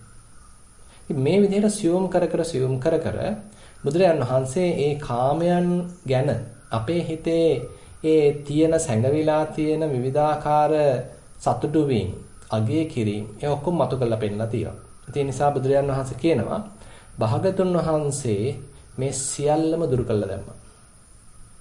ඒ කියන්නේ තවත් කෙනෙක්ව ස්පර්ශ කරන්න කෙසේවත්ම යන්නේ නැහැ. දැන් මේ පිටුමුදුට මතක ඇති අර මාගන්ධිය කියන බ්‍රාහ්මණය ඇවිල්ලා ඒ අභිරූපී වෙච්ච මේ රජ්ජුරුව පවා ඉල්ලන ඒ තමන්ගේ දුව බුදුහාමුදුරන්ට දෙන්න අහනවා. බුදුහාමුදුරු කියනවා මම මේ මාපටැඟිල්ලෙන් කකුලේ මාපටැඟිල්ලෙන්වත් ස්පර්ශ කරන්න කැමැත්තක් නැහැ කියලා. ඉතින් ඒව ඔක්කොම දැන් අත්හැරලා දැම්මා. ඒ වගේමයි ස්ත්‍රීන් එක්ක සෙල්ලම් කිරීම, එකට ඉඳීම් ඒවත් ඔක්කොම අත්හැරලා දැම්මා. ඊට පස්සේ ඇහැට ඇහැ යොමු කරලා බලන විරුද්ධ ලිංගික එක බලන බැල්ම ඒවත් අත්හැරලා දැම්මා. ඊළඟට තවත් කෙනෙක්ගේ ඒ සද්දයක් අහන්න තියෙන කැමැත්ත ඒ තුලින් සතුටක් ඇති කරගැනීම ඒකත් අත්හැරලා දැම්මා. ඊළඟට ඒ කලින් තමන් ගිහිව ඉඳද්දි නැත්තම් ඒ අනිකුත් ඒ අනිත් කෙනෙක් එක ඉඳද්දි කරපු දේවල් මතක් කරන එක ඒකත් අත්හැරලා දැම්මා. ඊට පස්සේ වෙනත් කෙනෙක් ඒ විදිහට ඒ ගෘහාශ්‍රිත ජීවිතයක් ගත කරද්දී ඔවුනෝන් ඇලිලා බැඳිලා කාමනිෂිතව ගත කරද්දී ඒ ගැන තමන්ගේ හිතේ ඇති වෙන කැමැත්ත ඒකත් අත්හැරලා දැම්මා. ඊට පස්සේ තමන්ගේ සීලය අර ඒ කාම සම්පත් මූලික කරගෙන කාම සම්පත් එල්ල කරගෙන රකින්නේ නැතිව මේ සංසාරයෙන් එතර වීම පිණිස සතිපට්ඨානයක් වැඩි වීම පිණිස නිවන් අවබෝධ කිරීම පිණිස රකින්න සීලයක් බවට පත් කරගත්තා. ඉතින් මෙන්න මේ වගේ බුදුරජාණන් වහන්සේ බොහොම සියුම් පැති මේ ලෝකෝත්තර ප්‍රතිපදාවට යනකොට ඉතින් අපිට හඳුන ගන්න පුළුවන්. ඉදිරිපත් කළා තියෙන සියුම් පැති මේ බඳු ලෝකෝත්තර ප්‍රතිපදාවට යනකොට අපිට හඳුන ගන්න පුළුවන්. දැන් පින්වත්නි දැන් සීලය ගැන අපි කතා කරන නිසා බුදුරජාණන් වහන්සේ ඒ සීලයක් පනවද්දී කොයි පැති මේ සීලයේ පෙන්ලා තියෙනවද කියන එකත් දැනගන්න එක වටිනවා. බුදුරජාණන් වහන්සේ පෙන්නනවා ඉද බික්කවේ මයා ශාවකානං ආදි සමාචාරිකා සික්ඛා පඤ්ඤත්තා අපසන්නානං පසාදාය පසන්නානං බිහියෝ භාවාය. දැන් මහණෙනි මම සීලයක් පනවලා තියෙනවා මේ අප්‍රසන්නයන්ගේ ප්‍රසාදය ඇති කිරීම පිණිස. ඒ වගේමයි ප්‍රසන්න වූ අයගේ වැඩියත් ප්‍රසාදය පිණිස. දැන් මේ සීලය ඇවිල්ලා මේ සාමාන්‍යයෙන් ගිහි සමාජයේ රකින්න සීලයක් නෙමෙයි. මේ විශේෂයෙන්ම භික්ෂුන් වහන්සේලාට ප්‍රකාශ කරන්නේ. දැන් යම් සිල්පද තියෙනවා. ඒ සිල්පද මේ සාමාන්‍ය මිනිස්සුયો රකින්න සිල්පද නෙමෙයි. දැන් උදාහරණයක් වශයෙන් සල්ලි පාවිච්චි කරන්නේ නැතිව ඉන්න එක. මුදල් පරිහරණය කරන්නේ නැතුව ඉන්න එක. එහෙම නැත්නම් රාත්‍රියේ ආහාර නොගෙන ඉන්න එක. ඉතින් මේ වගේ විවිධාකාර සිල්පද භික්ෂුන් වහන්සේලාට මහාන වෙච්ච පිරිසට පැවිදි පිරිසට බුදුරජාන් වහන්සේ පනවලා තියෙනවා. ඒක ඇවිල්ලා මේ වැඩියත් ප්‍රසාදයේ පිණිස.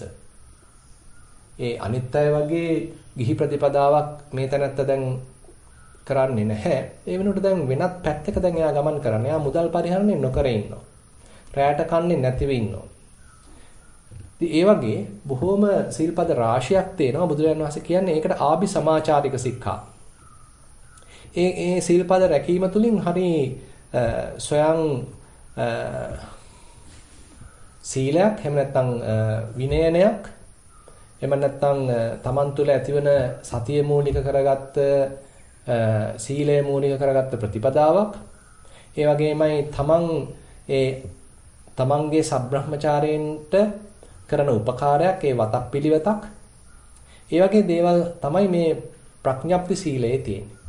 ඉතින් මේ පනවලා තියෙන මේ ආභිසමාචාරික සීලය සම්බන්ධයෙන් බුදුරජාණන් වහන්සේ කියනවා යථා යථා භික්ඛවේ මයා ශාවකානං ආභිසමාචාරිකා සික්ඛා පඤ්ඤත්තා අපසන්නානං වා පසාදාය පසන්නානං විහියෝ භාවාය තථා තථාසෝ තස්සා සික්ඛාය අඛණ්ඩකාරී. ඒ සීලය පවා කැඩෙන්න නොදී දැන් මේ තැනත්ත ආරක්ෂා කරනවා. අච්චිද්දකාරී. එක දිගට යන විදිහට ආරක්ෂා කරනවා. අසබලකාරී. මේ කාගෙන්වත් බැනුම් අහන්න නැති වෙන්න ආරක්ෂා කරනවා. අකම්මාසකාරී. ඒක කිසිම තැනක paluddක් නොවන අන්දමින් ආරක්ෂා කරනවා. සමාදාය සික්ඛති සික්ඛාපදේසු. ඒතර මේ සමාදන් වෙලා ආරක්ෂා කරනවා. එතකොට දැන් මේ බුදුරජාණන් වහන්සේ පනවපු සීලයේ එක පැත්තක් තමයි ඒතර මේ ආභිසමාචාරික සීලය කියලා කියන්නේ. මේක සාමාන්‍ය වශයෙන් ගත්තොත් ඒකක් අනිත් මිනිස්සු රකින්න නැති දේවල්. මුදල් පරිහරණය කරනවා කියන එක, රැයට කමන්ට කැමති වෙලාවකට ආහාර අනුභව කරනවා කියන එක, මේ වගේ විවිධාකාර සිල්පද මේ සාමාන්‍ය ලෝකයේ මිනිස්සු රකින්නෙත් නැහැ. ඒ බඳු දෙයක් කැඩුවයි කියලා එයාට පාක් සිද්ධ වෙන්නෙත් නැහැ. දැන් බුදුරජාණන් වහන්සේ කියනවා දැන් Tamanගේ ශ්‍රාවකයින්ට මෙබඳු සිල්පදයක් පැනවුවාම ඒ පිරිස මේ Tamanගේ අනුන්ගේ ප්‍රසාදයේ පිණිස, ඒ ප්‍රසාද වූවන්ගේ වැඩියත් ප්‍රසාදයේ පිණිස බොහොම වමනාවෙන් උනන්දුවෙන් ඒ සිල්පද ආරක්ෂා කරනවා. ඊට පස්සේ පෙන්නනවා පුණච පරම් භික්කවේ මයාසා ශාවකානං ආදි බ්‍රහ්මචර්යකා සික්ඛා පඤ්ඤත්තා. දැන් ආදි බ්‍රහ්මචර්යයක සීලයකුත් මම පනවලා තියෙනවා.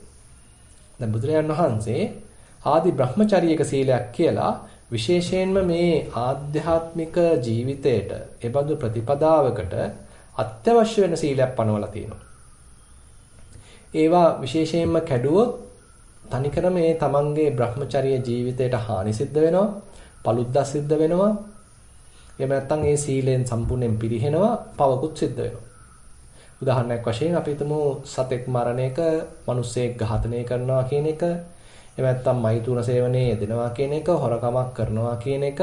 මේ වගේ අර බරපතලම අකුසල්.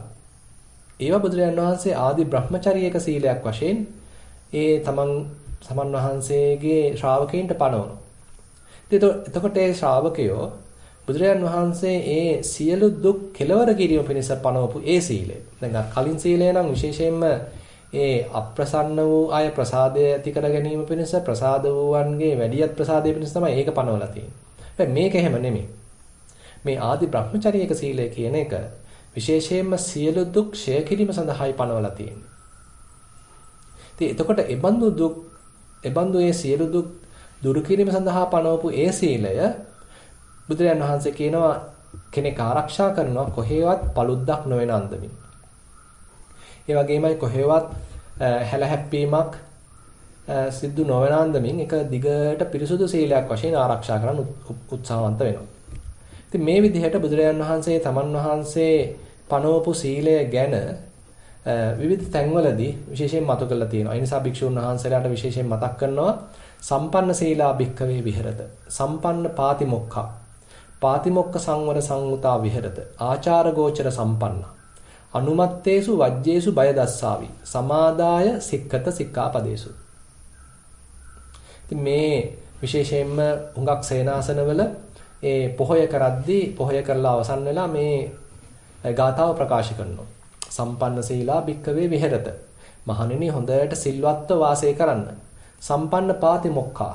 පාතිමොක්ඛ සංවර සංගුතා විහෙරත.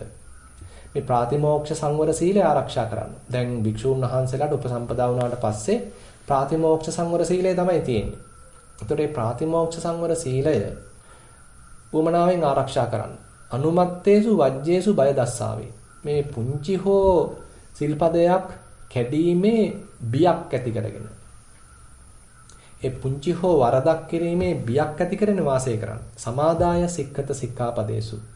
සමාදන් වෙලා මේ සීලය ආරක්ෂා කරන්න. ඒක මේ අනුන් කියන නිසා, අනුන් බලෙන් පටවන නිසා ඒ කෙරෙහි එක්තරා අන්දමකින් ද්වේෂයක් ඇති කරගෙන ඒ වෙලෙහි වෛරයක් ඇති කරගෙන රකින්න සීලයක් නෙමෙයි. තමන්ම නිහතමානී වෙලා, තමන්ම අවංක වෙලා, තමන්ම ඕමනාවෙන් ඉල්ලගෙන මේ සීලය ආරක්ෂා කරන්න කියලා බුදුරජාණන් වහන්සේ මතක් කරනවා. ඉතින් එතකොට අපිට තේරෙනවා බුදුහාමුදුරුවෝ මේ සීලය මූලික කරගෙන කොහොමද පොඩ තමන්ගේ ශ්‍රාවකයන්ව හික්මවලා තියෙන්නේ. ඒක පාට මේ සියල්ල කරන්න බෑ. ඒක අපි මේ ක්‍රමානුකූලව පියවරෙන් පියවර කතා කර ඉන්නේ. මුලින් ප්‍රාණඝාතයෙන් අයින් වුණා. හොරකම් කිරීමෙන් අයින් වුණා. කාම මිත්‍යාචාරයෙන් අයින් වුණා. ඊට පස්සේ තමයි මේ පොඩ තව පිරිසුදු වෙන්න තව සීලෙන් ශක්තිමත් වෙන්න උත්සාහන්ත වෙන්නේ. ඒකෙත් සෑහෙන එහා ගිය මට්ටමකදී තමයි මේ තරම් බොහෝම පිරිසුදු ආරක්ෂා කරන ඒ වගේමයි ඒ සීලයෙන්ොත් කෙනෙක් පුජ්‍යලයක් හදාගන්නේ නැතිව කටයුතු කරන මට්ටමක් ගැන අපිට හිතන්න සිද්ධ වෙන්නේ. මොකද සීලය පාවිච්චි කරගෙන වුණත් කෙනෙකුට පුළුවන් කෙනෙක් හදාගන්න, පුජ්‍යලයක් හදාගන්න. මම තමයි සිල්වත්. මම තරම් අනිත් අය සිල්වත් නැහැ. මම නම් ඉතින් මහාන වෙලා ඉන්නේ අනිත් අය මේකම් මේ ගිහියෝ කියලා ඔන්න තමන්ව උසස් කරගන්නවා. නැත්තම් මම දස සීල් සමාදන් වෙලා ඉන්නේ, එයා නම් පන්සිල් සමාදන් වෙලා ඉන්නේ. ඉතින් යාට වඩා මම උසස් කියලා ඒ තමන්ගේ සීලය මුල් කරගෙන කෙනෙකුට ආත්ම වර්ණාවක් කරගන්න පුළුවන්. කෙනෙකුට තමන් උස්සලා තියාගන්න පුළුවන්. තවත් කෙනෙක්ව පහත් කරන්න පුළුවන්. අත්ත්ුක්කංශන පරවම්බන කියලා කියනවා. ඒ තමන්ගේ සීලය මූලික කරගෙන අනිත් කෙනෙක්ව පහත් කරනවා, තමන්ව ඔසවා තබා ගන්නවා. එතනත් පුද්ගල භාවයක් තමයි ඇති වෙන්නේ. ඉතින් එතනත් අවිජ්ජා අනුශ්‍රයයක් තමයි තියෙන්නේ. අවිජ්ජා ආශ්‍රවයක් තමයි ක්‍රියාත්මක වෙන්නේ.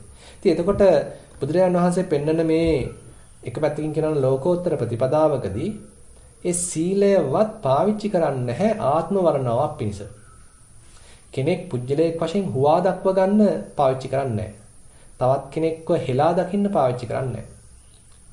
ඒක නිකන් අනිත් අයට පෙන්වන්න පාවිච්චි කරන්නේ නැහැ. තමන් බොහොම අහිංසකව, නිහතමානීව ඒ සීලය තමන්ගේ ප්‍රතිපදාව වශයෙන් රැකගෙන යනවා. ඒ නිසා බුදුරජාණන් වහන්සේ පෙන්නන මේ සම්මා වාචා, සම්මා කම්මන්ත, සම්මා ආජීව කියන මේ අංග තුනටම අද මේ කියපු කරුණු සෑහෙන දුරට සමානයි කියලා කියන්න පුළුවන්. ඒතර මේ කරුණු තුනම සීල ශික්ෂාවටයි අයිති වෙන්නේ. ඒතර මේ සීල ශික්ෂාව මූලික කරගෙන කෙනෙක් පුජ්‍යල භාවයක් හදන්න යන්නේ නැහැ. ආත්ම වර්ණනයක් කරන්න යන්නේ නැහැ. සීලය මූලික කරගෙන තමන්ගේ හිතේ එනවනම් ඒ බඳු සිතුවිලි ඒවා තේරුම් අරගෙන අත්හැරලා දානවා. ඒ කියන්නේ පින්වත්නි දැන් හුඟක් වෙලාවට ප්‍රතිපදාවක් පුරන කෙනෙක්ගේ හිතේ පුජ්‍යල භාවයක් ඇති වෙන්නේ මේ මට්ටමේදී ඇත්තටම කුසල් හරහා. අකුසල් හරහා නෙමෙයි. දැන් එයාගේ අතින් අකුසලයක් සිද්ධ නොවන තරම්. එයා දැන් ප්‍රාණඝාතයක් කරන්නෙම නැහැ. හොරකමක් කරන්නෙම නැහැ. කාමමිත්‍යාචාරයක් කරන්නෙම නැහැ. දැන් බ්‍රහ්මචාරී ජීවිතයක් ගත කරන්නේ. එතකොට එයාගේ හිතේ පුජ්‍යල භාවයක් ඇති වෙන්න දැන් අකුසල් වලට වඩා කුසල් මූලික වෙනවා. ඉතින් එතකොට තමයි දැන් යෝගාවචරයේ පරිස්සම් වෙන්නේ. දැන් කොහොමද කුසල් හරහා කෙනෙක් හදන එක නවත්තගන්නේ? කුසල් හරහා පුජ්‍යලයක් හදන එක නවත්තගන්නේ කොහොමද? මමෙක් හැදෙන එක නවත්තගන්නේ කොහොමද? කියලා තමයි යා දැන් පරිස්සම් වෙන්නේ. එතකොට ඒක නවත්ත ගන්න කියලා කුසල් නොකර සිටීම නෙමෙයි. යහපත් දේ කරනවා. තමන් වෙතට පැමිණිච්ච දේ කරනවා. ඒ දේ සාර්ථකව කරනවා. හැබැයි කරලා ඒක එතනින් අවසానයි.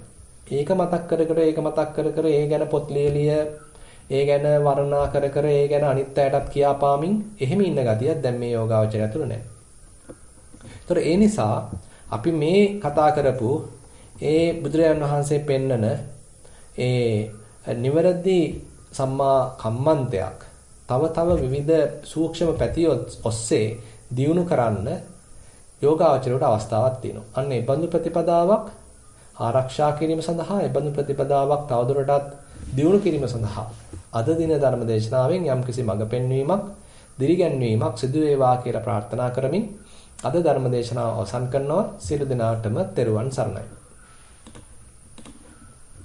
හොඳයි පින්වත්නි, අද ධර්ම දේශනාව මූලික කරගෙන එහෙමත් නැත්නම් මේ පින්වතුන්ගේ කරගෙන යන බණ භාවනා කටයුතු මූලික කරගෙන යම්සි ප්‍රශ්නයක් නගන්න තියෙනවා නම් යම්සි කරුණක් මේ කරපු කතාවට දේශනාවට එකතු කරන්න තියෙනවා නම් ඒ සඳහා අවස්ථාව ගන්න කියලා ආරාධනා කරනවා. අධ්‍යාපන සැවීමක් කර තිබෙනවා. ඔබට අවස්ථාව ලැබෙනවා.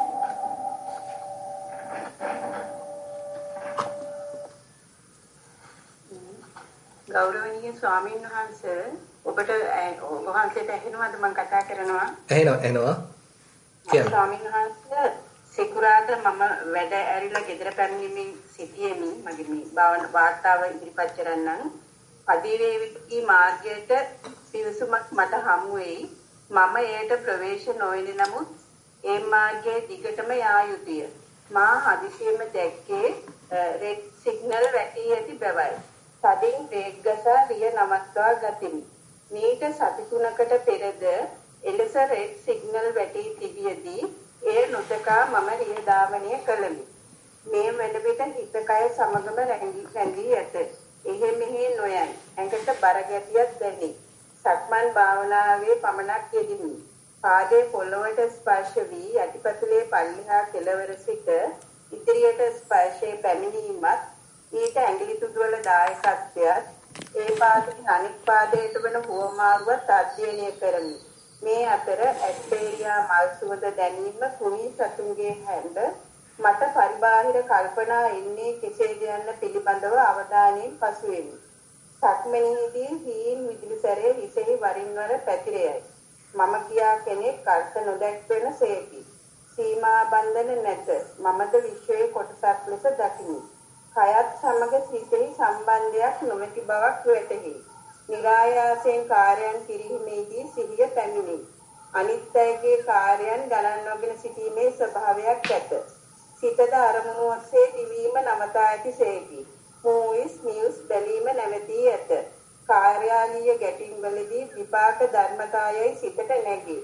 භාවනාව ඉදිරියට කරගෙන යාම සඳහා ඔබ වහන්සේගෙන් උපදෙස් බලාපොරොත්තු වෙමි. හොඳයි. කරන විදිහ හොඳයි. ඔතෙන්දී අර පොඩි එක දෙයක් මට කියන්න හිතුණා. අර අපි වාහනයක් එලවනකොට ඒ තියෙන දේවල් ගැන සැලකිලිමත් නොවීම හෝ එහෙම නැත්නම් ඒවා අපිට මගහැරීම කියන එක ගැන ඉතින් සැලකිලිමත් වෙන්න අවශ්‍යයි. ඒ කියන්නේ සමහර වෙලාවට දැන් අපේ හිත දැන් මේ ගමන් කරන්නේ ටිකක් අරමුණු ඒ තරම් ග්‍රහණය කරගන්නේ නැති පැත්තක. දැන් රූප දැක්කට ඒ රූප ගැන එච්චර දැන් කලින් වගේ පස්සෙන් එලවගෙන යන්නේ නැහැ. සද්දයක් ඇහුණට ඒක ගැන විශේෂයෙන් පස්සෙන් එලවගෙන යන්නේ නැහැ. ගඳක් සුවඳක් රසක් ස්පර්ශයක් හිතට සිතුවිල්ලක් ආවත් ඒවා ඔස්සේ වැඩි සැලකිල්ලක් දක්වන්නේ නැතුව ඒක එහෙම අතහැරලා දානවා. හිත විවේකයෙන් ඉන්න කැමති වෙනවා. ඉතින් ඒකේ ඒ ප්‍රවණතාවය හොඳ දෙයක්. හැබැයි ඉතින් අපි දැන් වාහනයක් එලවනකොට එතෙන්දී අපිට ඔය දේ යොදන්න ගියොත් අපි අමාරුවේ වැටෙනවා. අපි අනතුරකට ලක් වෙනවා. ඒ නිසා අපි මෙතෙන්දී ටිකක් සැලකිලිමත් වෙන්න ඕනේ. උවමනාවෙන් මේ වගේ තැන්වලදී අවධානය යොමු කරන්න. මොකද මෙතන තියෙන එක්තරා අන්දමින් අවදානම් තැත්තක්. මෙතෙන්දී මම අරතරන් හිතට ලිහිල්ව ඉන්න දුන්නොත් ටිකක් කරදරයි. ඒ වෙනකොට මම පොඩ්ඩක් උවමනාවෙන්ම ඒ කරන අපිටම මේ වාහනේ ලැබීම බාහිරින් ලැබෙන යම් සංඥාවන් මේවා ගැන වැඩි සැලකිල්ලක් දක්වමින් මම මෙතෙන්දී යන්න ඕනේ කියලා අදිෂ්ඨානයක් ඇති කරගෙන තමයි වැඩේ පටන් ගන්න සිද්ධ වෙන්නේ. ඒ නිසා අපිට ඕවා මට නම් හිතෙනවා හරියාවි කියලා. මොකද කියන්නේ මෙතන අපි තාම ඒ කියන්නේ මේ දෙකේ සමබරතාවය තාම සමබරතාවයට අපි තාම පැමිණිලා නැහැ. සමබරතාවය කියලා කියන්නේ දැන් අපේ කලින් හිතේ මේ දකින්න දේවල් ඇහෙන දේවල් මේ හැම එකම අල්ල බදාගෙන ඒ තුලම හිත පවත්වමින් එහෙම අපි තුම එක අන්තයක අපි හිටියේ. අනිත් අන්තය තමයි මේ එකක්වත් ගැන සලකන්නේ නැතුව අපි නිකන් ඔහේ අපේ ලෝකෙක ඉන්නවා. ඒ තවත් අන්තයක්. හැබැයි ඉතින් අපේ හිත එන්න අවශ්‍යයි. මේ දේවල් පේනවා. හැබැයි ඒ තුලින් කතන්දරයක් ගොතන්නේ ඒ තුලින් හිතේ ක්ලේශයක් පහළ වෙන්නේ මේ දේවල් ඇහෙනවා. හැබැයි ඒ තුලින් කතන්දරයක් ගොතන්නේ ඒ තුලින් හිතේ ක්ලේශයක් පහළ වෙන්නේ හැබැයි ඒක නොදැක්ක නෙමෙයි. ඒක නොයසුනා නෙමෙයි. කියන ඉන්නේ මැද්දකට අපි එන්න අවශ්‍යයි. දැන් එතකොට දැන් තවත් ටිකක් එහාට කියනවා නම් දැන් අර බාහ්‍ය දාරුචීරිය තාපසතුමාට බුදුහාඳුරු කියන්නේ දැක්ක මතින් නතර වෙන්න ඉන් එහාට ඒ ගැන කෙනෙක් හදාගෙන පුජ්‍යලයක් හදාගෙන මමෙක් හදාගෙන එහෙම කරන්න යන්න එපා. ඇහුණා දැනුණා හිතුණා ඔය ඔක්කොටම මේ විදිහටමයි කියන්නේ. ඉතින් එතකොට අපිට තේරෙනවා මෙතන එක්තරා අන්දමක පොඩ්ඩි මේ සමබර කිරීමක් අපිට කරන්න සිද්ධ වෙනවා. අපි ඕන්ට වඩා සම්පූර්ණයෙන්ම සියල්ල නොසලකා හැරලා යන්න ගියොත් එතෙන්දිත් අපි අමාරුවේ වැටෙනවා. අපි හැබැයි ඔක්කොම අපේ ඔළුවේ දාගෙන ඒවා ඔස්සේ කතා කර කර ඒවා ඔස්සේ ඔළුව යොදාගෙන ඒවා අභිනන්දනය කරගෙන ඒවෙන් සතුටු වෙමි ඒවා තුළ මුල් බැස ගන්න ගියොත් එතෙන්දිත් අමාරුවේ වැටෙනවා. මෙන්න මේ මැද්දට එන එක තමයි ඉතින් අපිට වැදගත් වෙන්නේ. හිත තියෙනවා අපි තුමු මොකක්වත් අල්ලන්නේ නැතිව හැබැයි එතනින් අදහස් වෙන්නේ අපිට පේන්නේ නැහැ, ඇහෙන්නේ නැහැ, දැනෙන්නේ නැහැ, හිතෙන්නෙත් නැහැ කියලා එහෙම කිව්වොත් වැරදි.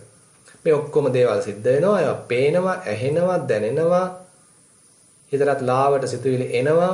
හැබැයි අපේ විවේකය, අපේ ස්වාධීනත්වය, නැත්නම් හිතේ ස්වාධීනත්වය, හිතේ පවිත්‍රත්වය ආරක්ෂා වෙලා තියෙනවා.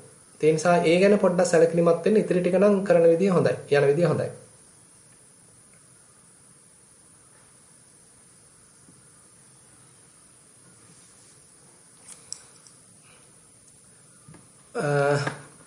කීප ටික වැටහුණාද මන්ද මේ මයික් එක අන්මියුට් කරලා උත්තර දෙන්න පුළුවන් මන් තන්නේ. මයික් එක අන්මියුට් කරන්න පුළුවන්. ස්වාමීන් වහන්සේ හොඳින් පැහැදිලි වුණා. ඔබ වහන්සේට තෙරුවන් සරණයි. හොඳයි. තෙරුවන් සරණයි. ඊළඟ පැනේ බන්දුජීව මහතාට ඉදිරිපත් කරා. තෙරුවන් සරණයි ස්වාමීන් වහන්සේ. ඔව්. මම දැන් තවදුරටත් මේ භාවනාව කරගෙන ගියා ස්වාමීන් වහන්සේ. දැන් මට තව ලැබුණු පොඩි අවබෝධය ගැන තමයි මම මේ ප්‍රකාශ. මයික් එක මියුට් වුණා.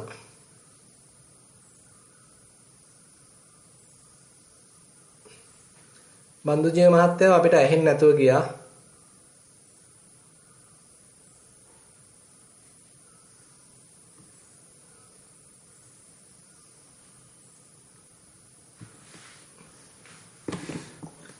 මයික් එක මියුට් වෙනවා ස්වාමීන් වහන්සේ. ඒක තමයි.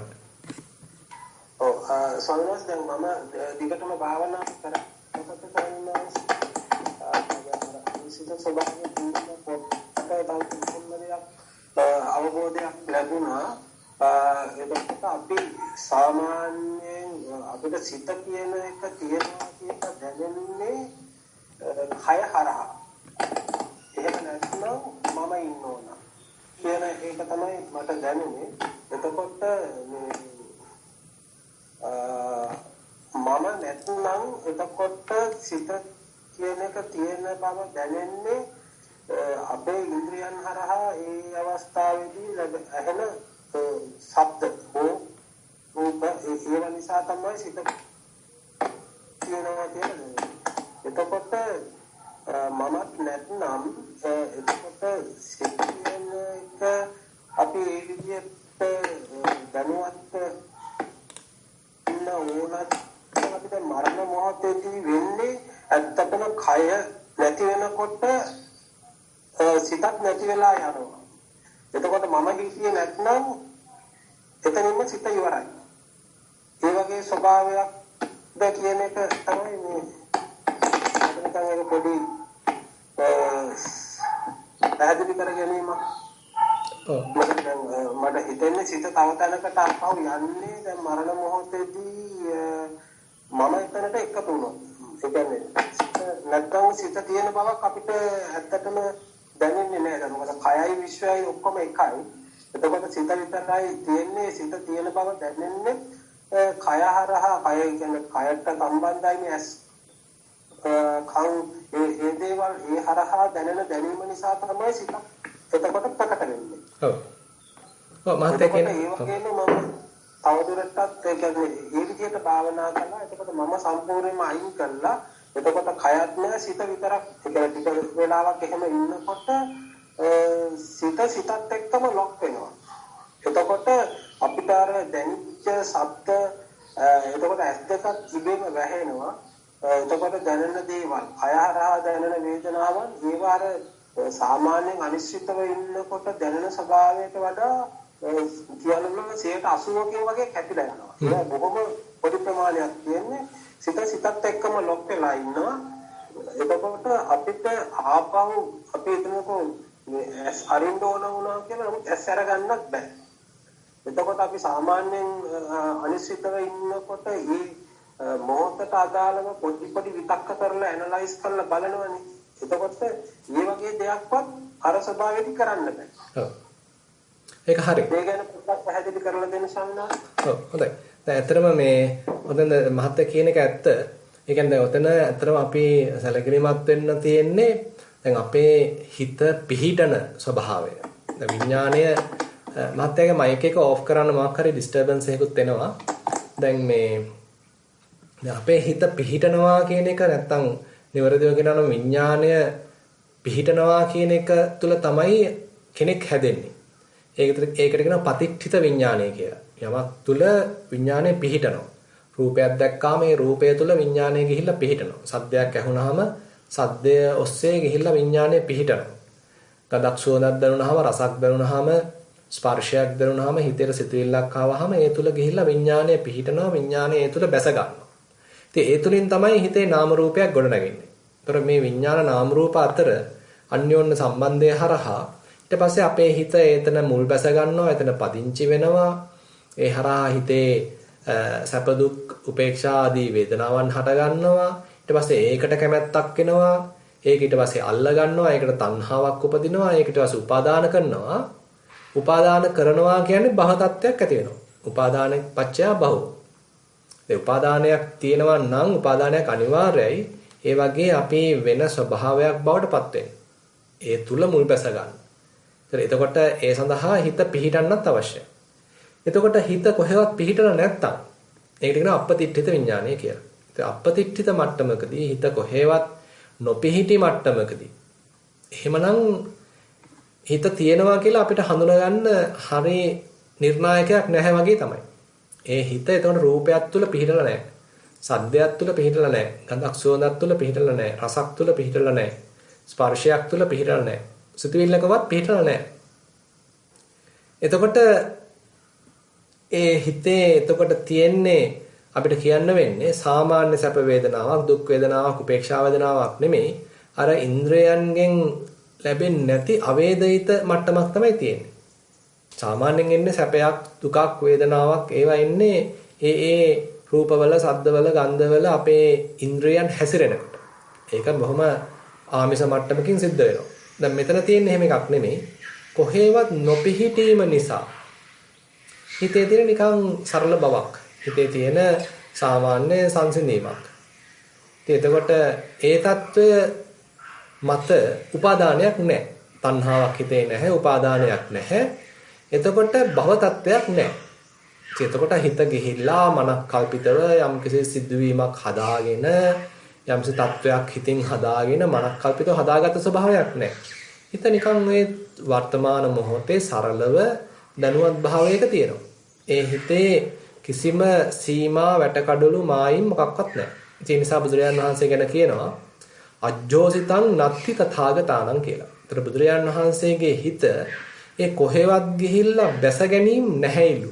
අජ්ජෝසිතං අජ්ජෝසනය කියලා කියන්නේ ඒකට. අජ්ජෝසනය කියලා කියන්නේ යම්සේ අරමුණක් තුල මුල් බැස ගැනීම. දෙයක් අල්ලගෙන ඒ තුල මුල් බැස ගැනීමට කියන අජ්ජෝසනය කියලා. ඒතර බුදුරජාණන් වහන්සේගේ හිත ගැන විස්තර කරනවා අජ්ජෝසිතං නත්ති තථාගතං. එතකොට තථාගතයන් වහන්සේලාගේ හිතේ අර වගේ මුල් බැස ගැනීමක්, පදිංචි වීමක්, පළපදියම් වීමක් නැහැ කියලා. ඒ කියන්නේ විඥානයේ කොහෙවත් පිහිටලා නැහැ කියන එක. ඒ නිසා ඒ බඳු නොපිහිටි විඥාන මට්ටමක් තමයි විපස්සනාවෙන් හදලා දෙන්නේ. ඉතින් ශුන්‍යත අනිමිත්ත අපනිහිත කියලා කියන්නේ අන්න ඒ වගේ මට්ටමක්. දැන් ඊට පස්සේ දැන් බඳුජීව මහත්තයා අර දෙවනි පැත්තක් කතා කළා සමාධිය පැත්ත. දැන් මේ සමාධිය පැත්තේදී දැන් ඔය නොපිහිටි ස්වභාවය සමාධියක් වශයෙන් දිනු කරනකොට ඒකේ සමාධි ලක්ෂණය උත්සන්න වෙලා එතකොට එයා සම්පූර්ණයෙන්ම අර කියන්නේ සාමාන්‍ය සරල මතු පිට තියෙන තත්ත්වයේ වෙනුවට බොහොම අපි කියනවා බලවත්ව මේ ඉන්ද්‍රයන්ගෙන් ගන්නා ඒ අරමුණු සියල්ල කපා හැරලා අර මහත්ය කිව්වා වගේ නිකන් සමාධිය මූලික වෙච්ච තත්ත්වයකටපත් වෙන්න පුළුවන්. ඉතින් ඒක ඒක තුල ඒක තුල අර සාමාන්‍යයෙන් අපි නිකන් පෙනෙද්දී ඇහෙද්දී ඒවා එක්ක කතන්දර ගොතන්න නැතුව ඒ බොහොම මධ්‍යස්ථ සරල බවක් පවත්වනවා වගේ කියන එකට වඩා මෙතන තියෙන සියල්ලම කපා හැරලා නිකන් තමන් වෙනම නිකන් ගුහාවකට ගියා වගේ ගතියක්. මේක කතරම් දුරට මෙබඳු මට්ටමක් ප්‍රයෝජනවත්ද කියන එක ඉතින් අපි හිතලා බලන්න ඕනේ. ඒ කියන්නේ දැන් අපි පරයන්ක භාවනාවකදී මෙබඳු தත්වයකටපත් වුනහම මෙතන තියෙන ගැඹුරු සමාධියක්. දැන් මේ ගැඹුරු සමාධිය එක පැත්තකින් දැන් හිත ඇසුරු කරනවා. දැන් මේ සමාධිය මූලික වෙච්ච මට්ටමක් තියෙනවා. ඒ සමාධිය දැන් හිත ඇසුරු කරනවා. ඒතර හිතට ඇසුරු කරන්න එහෙනම් යම් ස්වභාවයක් ලැබිලා තියෙනවා. එතකොට මෙතෙන්දී හිත මුකුත් ඇසුරු නොකර නෙමෙයි, හැබැයි හිත යමක් ඇසුරු කරන ගතියක් තියෙනවා. ඒතර රූපයක් ඇසුරු කරන්නේ නැහැ, සද්දයක් ඇසුරු කරන්නේ නැහැ, ගඳක් සුවඳක් ඇසුරු කරන්නේ නැහැ, රසක් ඇසුරු කරන්නේ නැහැ, හිතවිල්ලක් හිතේ නැහැ. හැබැයි කුමක්ද ඇසුරු කිරීමක් තියෙනවා. ඒ නිසා පොඩ්ඩක් ඉතින් මේ වගේ තැන්වලදී අපි සැලකිලිමත් වෙන්න ඕනේ. දැන් අපිට මේ බඳු තැනක ඉඳලා කෙලස් කපා හැරීමක් කරන්න බෑ. අපි කෙලස් කපා හරින්න නම් හොඳ දැනුවත් බවක් අවශ්‍යයි. හොඳ සතිමත් බවක් අවශ්‍යයි. අවදිමත් ගතියක් අවශ්‍යයි. ඒතර ඒ අවදිමත් ගතිය, දැනුවත් ගතිය වෙනුවට මෙතන උත්සන්න වෙලා තියෙන සමාධිමත් ගතිය. ඒ නිසා ඒ සමාධිය බරපතල විදිහට ඉස්සරහට අරගෙන ඒ තුල කාලය ගත කිරීම බුදුරජාණන් වහන්සේ අනුමත කරන්නේ නැහැ. උදාහරණයක් වශයෙන් ආනන්ද සප්පාය සූත්‍රය කියවලා බලන්න පුළුවන්. දැන් ආනන්ද සප්පාය සූත්‍රයේදී බුදුරජාණන් වහන්සේ විපස්සනාවක් ගැන, සමතය ගැන එහෙම විස්තර කරගෙන යනකොට බුදුරජාණන් වහන්සේගෙන් අහනවා ආනන්ද ස්වාමීන් වහන්සේ, එතකොට ස්වාමීනි මේ විපස්සනාව වඩන ඔක්කොමලා රහත් වෙනවද? සම්පූර්ණයෙන් නිවන් දකින්නවද කියලා අහනවා. එතකොට බුදුරජාණන් වහන්සේ කියනවා ඇතම් කෙනෙක් නිවන් දකිනවා, ඇතම් කෙනෙක් නිවන් දකින්නේ නැහැ කියලා. දැන් එතකොට ආනන්ද ස්වාමීන් වහන්සේ අහනවා ඉතින් ඇයි ස්වාමීනි මෙච්චර මෙහෙම කළත් නිවන් නොදකින්න හේතුව මොකද්ද? එතකොට බුදුරජාණන් වහන්සේ කියනවා ඒ පහළ වෙච්ච සමාධිය ඒ මට්ටමේදී පෙන්වන්නේ නේව සංඥා නා සංඥායතන මට්ටමක්. කියන්නේ මේ විපස්සනාවෙන් හැදෙන සමාධිය ඒ අරූප ධානා මට්ටමක් වගේ මට්ටමකට හරි ප්‍රබල තත්ත්වයක් තියෙනවා.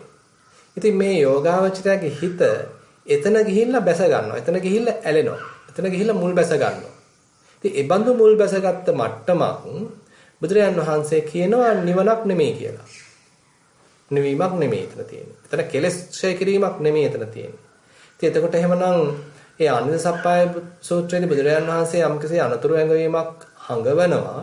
එතකොට මේ විපස්සනාව හරහා වුණත් පැමිණෙන සමාධියකට ඇලෙන්න එපා කියලා. ඒ තුල බැහැ ගන්න එපා කියලා අනතුරු ඇඟවීමක් කරනවා. හොඳයි. වාසේ පැහැදිලි කරපෙක ඒ විදිහටම දැනුණා ස්වාමීන් වහන්සේ. මොකද මේ අවස්ථාවේදී මේ ස්වභාවයේ ඉන්නකොට ඒ කියන්නේ කිසිම කෙලෙස් ස්වභාවයක් හඳුනා ගන්නවත් මොකුත් වෙන්නේ නැහැ. අරකට එක්කම ඉන්නවා. නමුත් මට හිතෙනවා ඒක කියන්නේ ඒක උපාදාන කරගෙන ඒකට බැස ගැනීම නෙමෙයි. එතන මම නැති ස්වභාවය විතරයි. මොකද මම බැලුවේ ස්වාමීන් වහන්සේ මෙහෙම එතකොට දැන් හිත කියන එකක් අපිට මරණ මොහොතේදී තිබුණොත් එතකොට දැන් එතන මම නැත්නම් එතකොට කයත් එතකොට තියෙන්නේ විශ්වයත් එක්ක එකතු වෙලා. ඒක දැන් අපිට හොඳටම ප්‍රත්‍යක්ෂයිනේ. එතකොට සිතත් එක්ක තමයි ඉන්නේ. එතකොට කයේ දැනෙන ස්වභාවය යන්තම් දැනෙනවනේ. ඒක මොනවා හරි මේ සබ්ජෙක්ට් ඇහුනොත් ඒක දැනෙනවා. එතකොට මම ඇත්තටම දැන් මේකෙදී බැලුවේ අපිට අවශ්‍ය වෙන්නේ මරණ මොහොතේදී ඔය විදියට හිත එහෙමම තිබිලා නිවිලා යෑමක් නේ අපි බලාපොරොත්තු වෙන්නේ. හරි. ඔව්. එතකොට දැන් මම නැත්නම් සිතත් එක්කම ඉන්නවා නම් ඒකට උපාදාන කර ගැනීමක් නෙමෙයි. ඒක දැන් තියෙන සතිය හරහා මට තේරෙනවා මෙතන උපාදාන කිරීමක් නෙමෙයි. නමුත් අර මරණයට මුහුණ දීම සඳහා නිකන් සෝදානමක්. දැන් මේ විදියට දැන් ටික කය මැරිලා ගියත් ඒක දිහා ඔය කියන තත්ත්වෙන් බලන් ඉඳලා දැනීම නැති වෙනකන් එහෙම ඉන්න පුළුවන් ඒකත් දැන් ඔය ගැන විස්තරයක් එනවා ඔය ධාතු විභංග සූත්‍රයේදී එහෙම තවත් සූත්‍රවලත් ඇති. දැන් ඔය වේදනාව මූලික කරගෙන ඊට පස්සේ අපි හිතමු කෙනෙක් ඒ උපාදාන නොකරන මට්ටමක් හදාගත්තට පස්සේ ඊට පස්සේ බුදුරජාණන් වහන්සේ කියනවා දැන් එයාට තේරෙනවලු දැන් බොහොම කාය පරියන්තිකං වේදනං වේදයාමීති පජානාති. දැන් මේ කය කෙලවර කරගත්ත වේදනාවක් දැනෙනවා. ජීවිත පරියන්තිකං වේදනං වේදයාමීති පජානාති. දැන් මේ වේදනාවෙන් ජීවිතේම කෙලවරලා යනවා. මේක මේ අන්තිම වේදනාව වෙලා තියෙන්නේ. මේ මරණ වේදනාව වෙවිලා තියෙන්නේ. මේ වේදනාව අවසන් වෙන්නේ මරුණාට පස්සේ. එච්චරට උත්සන්න මරණාසන්න වේදනාවක් මරණීය වේදනාවක් දැන් මේ තියෙන්නේ. ඉතින් ඒ වේදනාවයි දැන් මේ ඇවිල්ලා තියෙන්නේ කියලා යෝගාචරය දැනගන්නවලු. ඊට පස්සේ බුදුහාමුදුරුවෝ කියනවා හැබැයි මේ කාය පරියන්තිකං වේදනං ජීවිත පරියන්තිකං වේදනං කියන මේවා පවා උපාදාන නොකිරීම නිසා ඊට පස්සේ සීති භවිස්සanti මේවා නිකන් සිසිල් වෙලා යනවා. සිසිල් වෙලා යනවා කය මිය යනවා උපාදාන නොකිරීම නිසා නිවිලා යනවා. කියලා අර මහත්තයා කියනවා වගේ. එතකොට අපිට මරණ මොහොතේදී ප්‍රබල වේදනාවක් දැනෙන්න පුළුවන්. ඒක නැත්තේ නැහැ. නමුත් ඊට මෙහාදී යෝගාවචරයේ පුරුදු කරන්න එතකොට මේ වේදනාවන් උපාදාන නොකර ඉන්න. ඒත් එයාට මරණ මොහොතේදී දැනෙනවා දැන් මේ නම් ඇවිල්ලා තියෙන්නේ වේදනාවක් මේක ඇවිල්ලා ඉවර වෙන්නේ මරුණාට පස්සේ තමයි. එයා හැබැයි ඒක උපාදාන කරන්නේ නැහැ. ඒ හරහා දැන් කයත් අවසන් වෙනවා හිතත් අවසන් වෙනවා. ඒ වගේ කතාවක් ප්‍රකාශ වෙනවා. හැබැයි ඔතෙන්දී තව පොඩි දෙයක් ඕකට එකතු කරන්න අවශ්‍යයි. ඒ තමයි අර චේතනා සූත්‍රවලදී බුදුරජාණන් වහන්සේ ඒ පෙන්වන தත්ත්වය. දැන් ඒ බැස ගන්න හිත නැත්නම් ඒ පතිට්ඨිත විඥානය ගැන ඒ වගේම පුනර්භවය ගැන ඒ චේතනා සූත්‍රවලදී විස්තර කරනවා. බුදුරජාණන් වහන්සේ කියනවා යංච බික්කවේ චේතේති යංච පකප්පේති යංච අනුසේති ආරම්මන මේතං හෝති විඥානස්ස තිතිය. මහණෙනි යම් වෙලාවක චේතනාපූර්වක යමක් කරද්දී එතන මේ විඥානය වැස ගන්නවා. විඥාණයට පිහිට ගන්න පුළුවන්. එහෙම නැත්නම් අපි එහෙම චේතනාපූර්වකව යමක් නොකලත් හිත ඔහේ නිකන් කියෝ ඉන්නවා. ප්‍රකල්පනා කර ඉන්නවා. එතකොට ඒ තුල විඥාණයට වැස ගන්න පුළුවන්. ඊට පස්සේ කියන මේ දෙකම නැතත් කියන්නේ චේතනාපූර්වකව මොකක්වත් කරන්නෙත් නැහැ. හිතේ ප්‍රපංච ප්‍රකල්පනා ඒවා ඇත්තෙත් නැහැ. දැන් හිතත් ඒකතකින් බලවම දැන් ඔය අපි කියන මට්ටමනේ. දැන් හිතේ මොකක්වත් ප්‍රකල්පනයක් උපාදානයක් චේතනාපූර්වක බව මොකක්වත් නැහැ. හරි සැහැල්ලු ගතියක් තියෙනවා. හැබැයි යංච අනුසේති කියන කොටසකුත් තියෙනවා. ඒකත් මතක තියාගන්න අවශ්‍යයි. යංච අනුසේති හිතේ තියෙනවා හැබැයි තාම අනුසය මට්ටමක්. තාම 100% පිරිසුදු වෙලා නැහැ. යංච අනුසේති. ආරම්මන මේතං හෝති විඥානස්ස තිතිය. එය ප්‍රමාණවත් වෙනවා විඥාණයට පිහිට ගන්න. ඒ නිසා අපිට තේරෙන්නේ ඒ කියන්නේ මේ සූත්‍ර අනුව අපිට තේරෙන්නේ හිත මේ කියන්නේ මම මේ කියන්නේ නැහැ හැබැයි මේ මරණ මොහොතම කියලා. හැබැයි ඊට මෙහාදී අපි පැවැත්වුවට උපාදාන නොකරන මට්ටමක් ප්‍රපංච නොකරන මට්ටමක් චේතනා කරන මට්ටමක් පැවැත්වුවේ නැතත් අපේ හිතේ තාම අනුසය තියෙන තාක් අපිට ඊළඟ භවයක් සිද්ධ වෙනවා. ඒ නිසා තවත් පැත්තකින් කියනවා නම් තව ඕකට ලස්සන උදාහරණයක් එනවා අනාථපිණ්ඩික සිටුතුමා සම්බන්ධයෙන්. අනාථපිණ්ඩිකෝ වාද සූත්‍රය කියලා සූත්‍රයක් තියෙනවා. ඒකත් කියවලා බලන්න. එතෙන්දී දැන් මේ අනාථපිණ්ඩික සිටුතුමා මරණාසන්නව ඉන්නේ. ඉතින් එතෙන්ට ගිහිල්ලා එතෙන්ට පැමිණෙන සරියුත් මහරහතන් වහන්සේ ආනන්ද ස්වාමීන් වහන්සේ දැනගන්නවා මේ තැනත්තා දැන් මරණාසන්නව ඉන්නේ කියලා ගම්භීර මේ දහමක් දේශනා කරන්න. එතෙන්දී කියන්නේ මේ විඥාණයට බැහැ ගන්න දෙන්න එපා. රූපයක බැස ගන්න දෙන්න එපා, වේදනාවක බැස ගන්න දෙන්න එපා, සංඥාවක බැස ගන්න දෙන්න එපා, සංස්කාරයක බැස ගන්න දෙන්න එපා. නැත්නම් රූපයක, සද්දයක, ගන්ධක, රසක, පහසක, සිතුවිල්ලක බැස ගන්න දෙන්න එපා. කියලා හැම තැනම ඒ කිසිවක් තුල නොපිහිටි தත්ත්වය තමයි අවධාරණය කරන්නේ. ඉතින් ඒක කිව්වහම ඉතින් මේ අනාථපිණ්ඩිකතුමා සිටුතුමා අඬන්න පටන් ගන්නවා. "ඇයි මට මේක කලින් කිව්වේ නැත්තේ?" කියලා. මෙච්චර ගැඹුරු දහමක්. කෙසේ නමුත් එතුමා ඉතින් මිය ගිහිල්ලා දිව්‍ය ලෝකේ තමයි උපදින්නේ. දැන් එයා ඒක තේරුම් ගත්තා නම් එහෙම්ම ඉතින් රහත් වෙන්න ඕනේනේ. ඉතින් රහත්ුන් නැහැ. එයාගේ හිත ඉතින් උනාට බැහැගෙන තියනවා. ඒ කියන්නේ යම්කිසි දෙයක් උපාදාන වෙලා තියෙනවා. ඒ නිසා තමයි ඉතින් දිව්‍ය ලෝකේ උපදින්න ඇත්තේ. ඒ නිසා මෙතෙන්දී අපිට කියන්න බෑ කෙනෙක් අතිදක්ෂ වෙලා මරණාසන්න මොහොතේදී කිසිම දෙයක් උපාදාන නොකරන මට්ටමක් පවත්වලා රහත් වෙන්න තරම් යාට කුසලතාවයක් ලැබෙයිද? එච්චර කරගන්න බැරි වෙලා ඊළඟ භවයක් යාට ලැබෙයිද කියන එක ඉතින් නිශ්චය වශයෙන් කියන්න අමාරුයි. ඉතින් ඇතම් කෙනෙක් ලබලත් තියෙනවා නැත්තේත් නෑ. දැන් උදාහරණයක් වශයෙන් දැන් ওই විදිහටම සරියුත් මහරහතන් වහන්සේ අවවාදයක් දෙනවා චන්න ස්වාමීන් වහන්සේට. උන්වහන්සේමයි ගිහිල්ලා අවවාද කරන්නේ. මේ ආනන්ද ස්වාමීන් වහන්සේත් වඩිනවා. මට මතක ඉතින් ආනන්ද ස්වාමීන් වහන්සේ සරියුත් ස්වාමීන් වහන්සේ වඩිනවා. ඉතින්දි කියන්නේ නිශ්චිතස්ස චලිතං අනිශ්චිතස්ස චලිතං නැති. එතකොට මේ නිශ්චිතයාටයි සලිතයක් තියෙන්නේ. අනිශ්චිත වූ හිතක් පවත්වන කෙනාට සලිතයක් නැහැ. අනිශ්චිතස්ස චලිතං නැති. සලිත ඊට පස්සේ මෙහෙම නිශ්චිතස්ස චලිතං අනිශ්චිතස්ස චලිතං නැති. චලිතේ අසති පස්සද්දි. එහෙම චලිතයක් නැත්තම් එයාගේ හිතේ තියෙන සංසිඳීම. පස්සද්ධිය සති නැති නොහොති.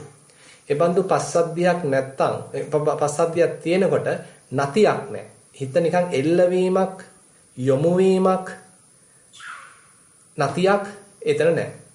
නැතිය අසති ආගති ගති නොහොති. එතකොට ඒ බඳු හිතක් එන යන ගමනක් නැහැ. ආයිනේ නතර වෙලා. ඊළඟ තත්ත්වයට යාමක් හෝ පල්සෙක් දිච්ච දෙයක් අල්ල ගැනීමක් හෝ ඒ යාම් මේ හිතේ නැහැ. ආගති ගතිය අසති චුතුපපාතෝ නොහොති. එයාගේ එතකොට අලුත් තත්වයක ඉපදීමක් භව තත්වයක ඉපදීමක් එයාගේ නැහැ. ඉපදීමක් නැත්තම් මරණයකුත් නැහැ. චුතුපපාතෝ අසති නේව ඉද නහුරං උභයම අන්තරේ. ඒසේවන්තෝ දුක්ඛස්ස. එතකොට මේ මතක් කරනවා එහෙම එබඳු චුතුපපාතයක් නැත්තම් එතකොට මෙතනත් නැහැ එතනත් නැහැ මේ දෙක අතරත් නැහැ එහෙනම් දුකේ කෙලවරයි. එතකොට මෙන්න මේ අවවාදය දීලා එනවා. චන්න ස්වාමීන් වහන්සේ පිරිනිවන් පාන. උන්වහන්සේ ඊළඟ භවයකට යන්නේ නැහැ. ඒ නිසා අපිට නිශ්චය වශයෙන් 100ක් කියන්න බෑ. අනිවාර්යෙන්ම එතකොට මේ මරණ මොහොතේදී කෙනෙක් ධර්මානුකූලව ක්‍රියාත්මක වෙලා මෙතනදී සම්පූර්ණයෙන් මෙයා රහත් වෙయ్య. නැත්නම් ඊළඟ භවයකට යාවිය කියන එක ඉතින් හරි අපහසුයි කියන්නේ. එක එක තැන්වලදී එක එක විදිහට ඉතින් ඒ අය තම තමන්ගේ දක්ෂතා අනුව ඒ අවසාන මොහොත තීරණය කරගෙන තියෙනවා. එහෙමයි සාමාන්‍යයෙන් පැහැදිලි. එතකොට ඔබ වහන්සේ කියන්නේ දෙයට එමනම් අර ස්වභාවයේ ඉන්න එපා ඒක අත්හැරලා දාලා සාමාන්‍ය විදිහට ඒ කියන්නේ සෑමදීම දැනුවත්ව උපාදාන නොකර ඉන්න එක තමයි කරන්න ඕනේ. ඔව් එතන තමයි ඇත්තටම විපස්සනාවක් සිද්ධ වෙන්නේ. ඒ කියන්නේ අතන ඔව් මොකද අර ස්වභාවයේදී ඇත්තටම මේ කිසිම අර අපි සාමාන්‍යයෙන් කරන විතක්ක කියන ඇනලිසිස් මොනවත් කරන්න බෑ. බෑ අනහරි. ඔව් ඔව්. හොඳයි ස්වාමීනි. වාසයට නිකුත් බව නිරෝගීව ප්‍රාර්ථනා කරනවා. තෙරුවන් සරණයි. හොඳයි තෙරුවන් සරණයි. ඊළඟ පැනේ අරුණ මහතාට ඉදිරිපත් කරන්න පුළුවන්. තෙරුවන් සරණයි ස්වාමීන් වහන්සේ. ඔව්. දැන් මම මේ කියන්න හදන්නේ මගේ ප්‍රැක්ටිස් එකේ කියන්නේ මගේ පුහුණුව විකාශනය වෙච්ච ඇති අද ස්වාමීන් වහන්සේ අපිට දේශනා කරපු දෙයට අනුගතව. දැන් ස්වාමීන් වහන්සේ ඉස්සෙල්ලා දැක්වුවා උදාහරණයක් සත්‍ය මරන්නට සත්තුන්ට අභිදානිය දෙලේක ගැන. එතකොට ඒ විතරක් නෙවෙයි තව මේ මාර්ගයේ යනකොට අපි ගොඩාක් හොඳ දේවල් කරනවා. එහෙම හොඳ දේවල් කරනකොට මමයා ඇති වෙන හැටි ඉස්සෙල්ලා පෙනෙන්න පටන් ගත්ත හොඳට. ඊට පස්සේ තවත් ඒක තුලින් ඇති වෙන දෙයක් දැක්කා.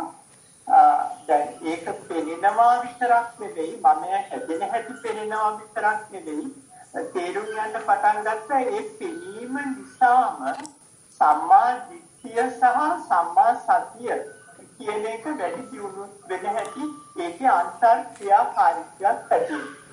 ඊට පස්සේ ඔයිට වඩා පහුවෙලා තමයි තේරෙන්න පටන් ගත්තේ සාරාම්භයේ බොහොමත්ම සිවුම්ට ඇති. ඒ සාරාම්භයේ මූලික තත්ත්වයෙන් ඇති වෙන එක පැහැදිලිව තේරුණා ඉස්සරින්දා. නමුත් සාරම්භයේ කියන්නත් බැරි තරමට මේ වචනේ පාවිච්චි කරන්නත් බැරි තරමට මොකක් හරි යමක් කියන දෙයක ප්‍රතික්‍රියාවක් වශයෙන් අපි දෙන පිළිතුර ස්වාධීනව නැතුව හිතේ ඇතිවෙන දේ පවා ඒක සාරම්භයේ යම්කිසි නෑදෑකමක් කියන බව එක තේරෙන්න පටන් ගත්තා. එතකොට ඇතැම් වෙලාවට ලොකු බයකුත් ඇති වෙන්නා මේ මගේ අම්මේ මගේ හිත කොච්චර ව්‍යාපාදයක බර දෙයක්ද මේ මුළු චරිතයේම ව්‍යාපාදයේ දෝ කියලා වගේ හැඟීමකුත් ඇති වුණා. පස්සේ ඉතින් ඕක දකින්නකොට තවත් අපූර්ව දෙයක් සිද්ධ වුණා. මේ ඇනලිසිස් කියන්නේ ඉංග්‍රීසි වචනේ එකට ඉතර සුදුසු නෑ. නමුත් ඒ වගේ අන්තර්ක්‍රියාකාරීත්වය නිසා ඒ මොහොතේ ඒක ඇති වෙන හැටි පෙරුණා. ඊට පස්සේ බය ඇති වෙන එක නැති වෙලා ගියා. ඒක රසවත් දෙයක් හැටියට ඒ මොහොතේ ඇති වෙනවා. ඒක දකින්නවා. දකින්නවත් එක්කම ඒකේ මේ යාන්ත්‍රණය මොන විදියටද හැදිලා තියෙන්නේ හැදෙන හැටි මොන හේතු නිසාද ඒක හැදෙන්නේ කියන එක තේරෙනකොට අරක මගේ හැදිලා යනවා. ඒ කියන්නේ මේ යාන්ත්‍රණයේ තේරෙනකොටම අර ක්‍රියාකාරීත්වය නවතිනවා. ගොඩ නැගිලා හැදෙන එක වගේ. ඊට පස්සේ ස්වාමීන් වහන්සේ ඒක එතනින් නතර කරලා දැන් ස්වාමීන් වහන්සේ ඊළඟට කියපු දේවල් ඒ කියන්නේ ඔය සීලේ ස්වාමීන් වහන්සේලාට බුදුරජාණන් වහන්සේ දේශනා කර අර අනිත් පැතිකඩවල් අපිට ගිහියෝ වශයෙන් කරන්න ගියොත් ලොකු පටලැවීමක් වෙන්නේ. මොකද අපි ගිහියෝ ස්වාමීන් වහන්සේලා ස්වාමීන් වහන්සේලා. ඒතර මේ මාර්ග දෙක වෙනස්.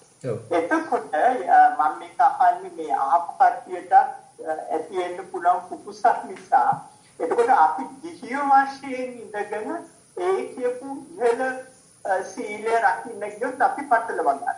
මොකද අපිට මේ ජීවිතයක් ගත කරන්න තියෙන නිසා.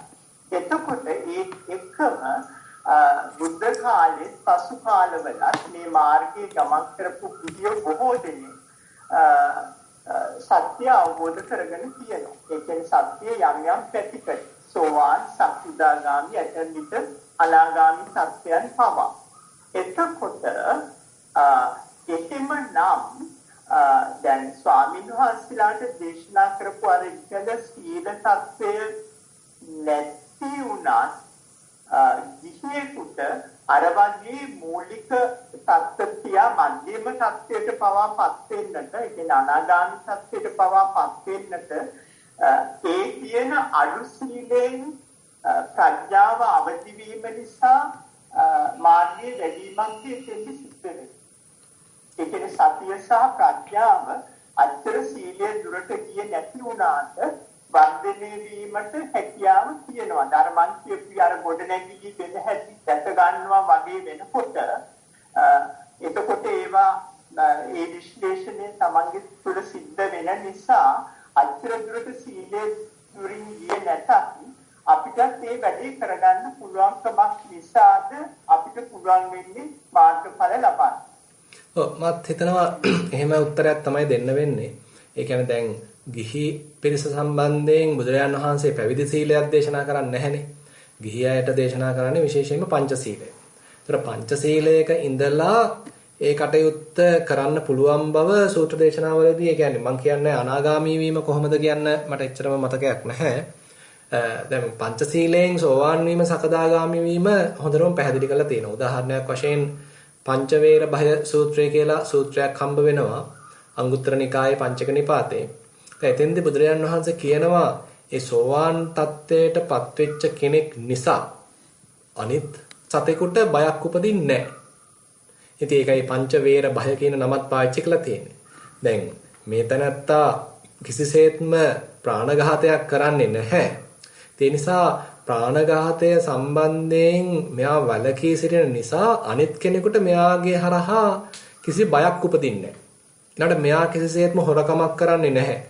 ඒතර හොරකමක් නොකිරීම නිසා ඒ හොරකමක් වීම තුලින් ඇතිවෙන යම්කිසි බියක්, සැකක්, චකිතයක් තැතිගැන්මක්. ඒවා මොකක්වත් මේ තැනත්තා නිසා අනිත් කෙනෙකුට පහළ වෙන්නේ නැහැ. මෙයා කාම මිත්‍යාචාරයේ යෙදෙන්නේ නැහැ. කාම මිත්‍යාචාරයේ නොයෙදෙන නිසා එතකොට අන්න ඒ හරහා පහළ වෙන්න තියෙන බයක් තැතිගැන්මක් පහළ වෙන්නේ නැහැ.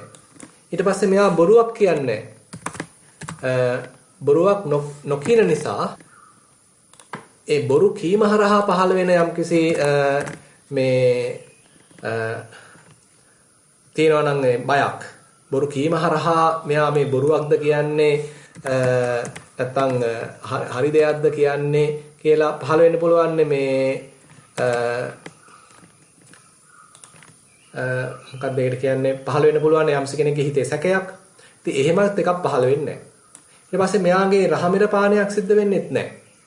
ඒතර රහමෙර පානයක් නොකරන නිසා දැන් අපේ යම්ස කෙනෙක් බීලා ඇවිල්ලා ඉතින් කරන දේවල් ඉතින් මම අලුතෙන් කියන්න දෙයක් නැහැනේ.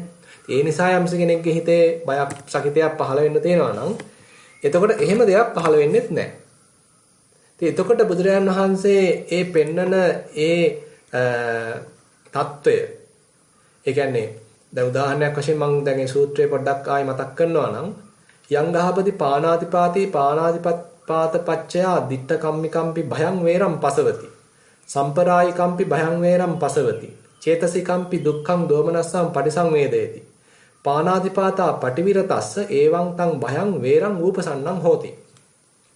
දැන් මේ ප්‍රාණඝාතය නිසා යම්ස කෙනෙකුට මේ එයාටම වෙන්න පුළුවන් අනිත් අයට වෙන්න පුළුවන් යම් බයක් තැති ගැනීමක් Tamanට හෝ අනුන්ට සිද්ධ වේද මෙලෝ වශයෙන් පරලෝ වශයෙන් සිදු වේද චෛතසික වශයෙන් හෝ යමක් දෝමනසක් සිද්ධ වේද එතකොට ඒ බඳු ප්‍රාණඝාතයන් නොකරන කෙනාට ඒ බිය නැහැ. ඉතින් මේ විදිහට මේ සිල්පද පහ ගැන ප්‍රධාන සිල්පද පන්සිල් ගැනම මේ සූත්‍රයේ විස්තර වෙනවා. ඒතර මේ පස්වැදෑරුම් බිය වෛර සංසිඳෙනවා ඒ සෝවාන් වෙච්ච තැනැත්තෙකුට. ඒතර මේ කතා කරන්නේ තනි කර එහෙනම් ගිහි ප්‍රතිපදාවක්. ඒතර ගිහියෙකුට මේ පංචශීල ප්‍රතිපදාවේ ඉඳලා ඉමානි පංච භයානි වේරානි රූපසන්තානි හොಂತಿ. මේ බිය පහම දුර වෙලා යනවා මේ පංචශීලපද ආරක්ෂා කිරීම නිසා. කතමේහි චතුහි සෝතාපට්ටි අංගේහි සමන්නාගතෝ හෝති. මේ තැනැත්තා ඊට අමතරව සෝතාපට්ටි අංග 4කනුත් යුක්ත වෙනවා කියලා ඉතින් තවදුරටත් මේ සූත්‍රය විස්තර වෙනවා. ඉතින් අපිට පැහැදිලි. ඒතර සෝවාන් වීම කියන එකට අනිවාර්යයෙන්ම පන්සිල් මට්ටමින් කරන්න පුළුවන්. සකදාගාමී වීම ගැනත් ওই විදිහට ඇති. අනාගාමී වීම ගැනත් ওই විදිහට ඇති. දැන් තවත් අරුණ මහත්තයා කියපු වැදගත් කාරණයක් තමයි දැන් බුදුරජාන් වහන්සේ තවත් තැන්වලදී උදාහරණයක් වශයෙන් දැන් ඔය සරකාණි සූත්‍රයේ වගේ තැන්වලදී සමහර තැන්වලදී යනවා ඒ කියන්නේ අපි දකින පැතිවලට වඩා වෙනස් පැති තියෙනවා.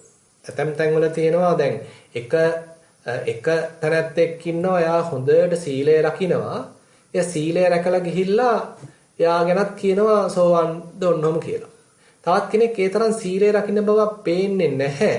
හැබැයි එයා සකදාගාමි වෙලා කියලා කියනවා. ඉතින් එතකොට ඉතින් අනිත් මිනිස්සු කෑ ගහන්න ගන්නවා. ඉතින් බුදුරජාණන් වහන්සේ මේ මොකද්ද කියන්නේ? මේ මෙච්චර පිරිසුදු සීලය ආරක්ෂා කරපු කෙනා ඇයි මෙයා සෝවාන් විතරක් උනේ අර තරම් සීලය ආරක්ෂා කරපු නැති කෙනා ඇයි කොහොමද එයා සකදාගාමි උනේ කියලා මේ ගිහි පින්වතුන් දෙදෙනෙක් ගැන බුදුරජාණන් වහන්සේ කරපු විවරණය සම්බන්ධයෙන් මතවාදයක් ගොඩනගනවා. එක්තරා අන්දමක හැලහැප්පීමක් සිද්ධ වෙනවා. එතකොට බුදුරජාණන් වහන්සේ කියන්නේ මොකද්ද?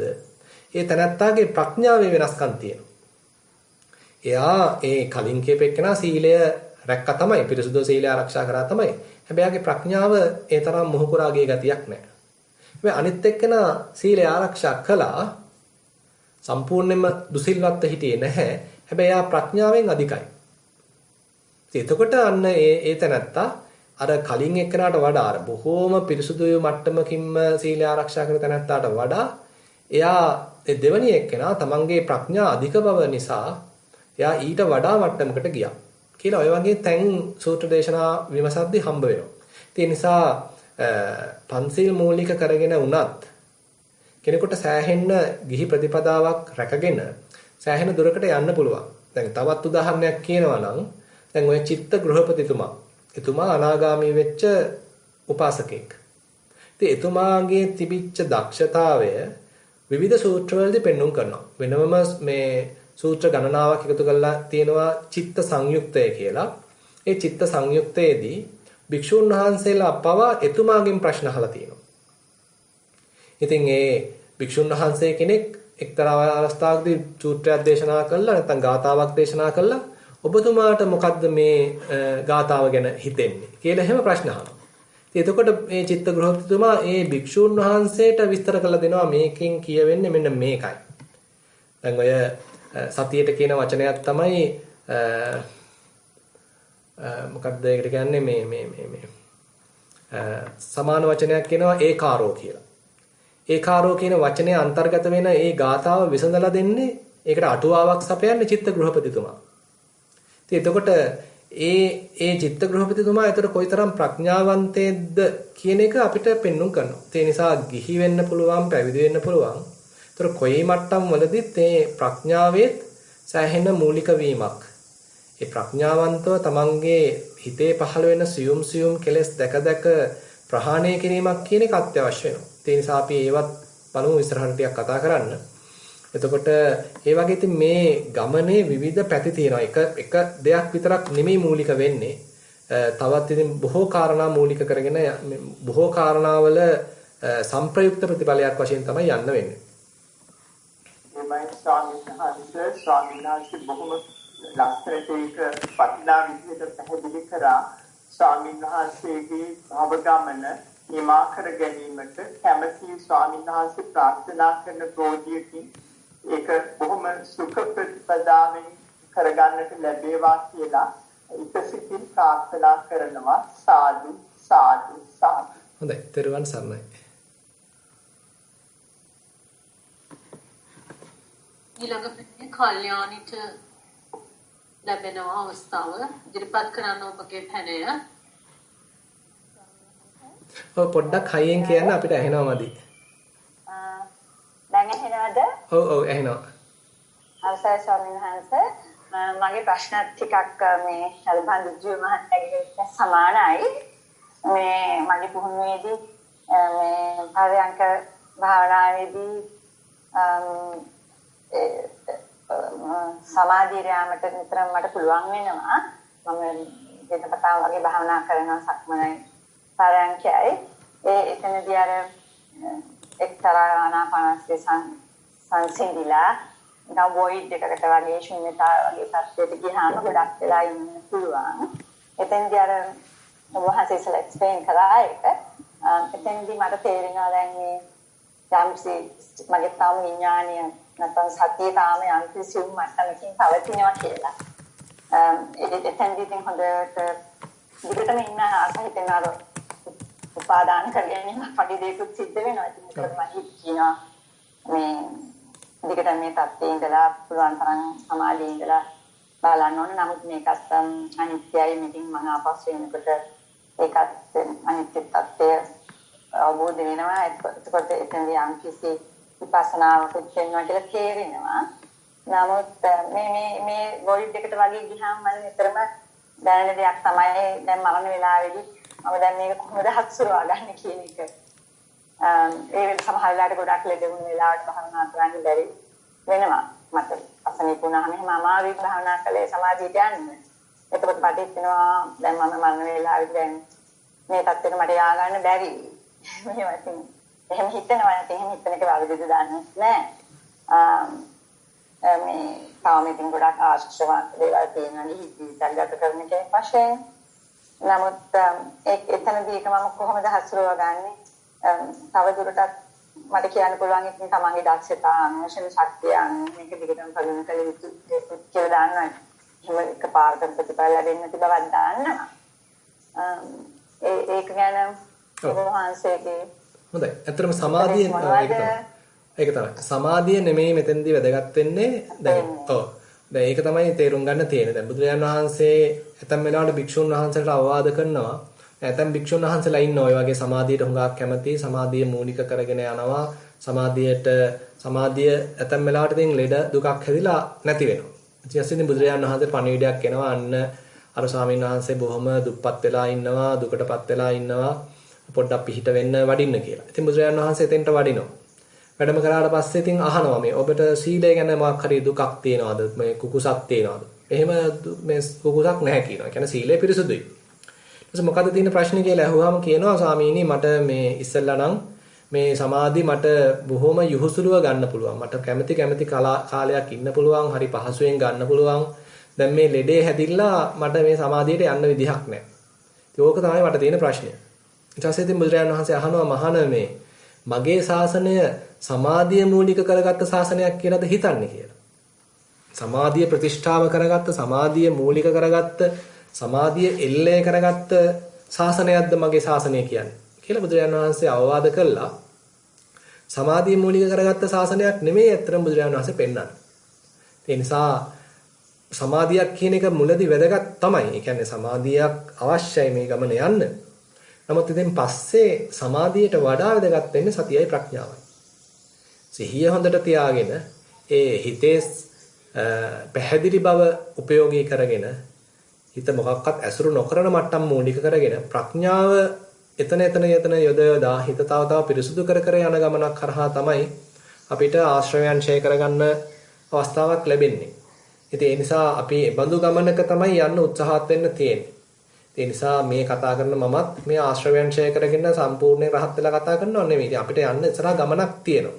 හැබැයි යන්න තියෙන්නේ බුදුහාමුදුරුවෝ පෙන්නන මේ පාරේ.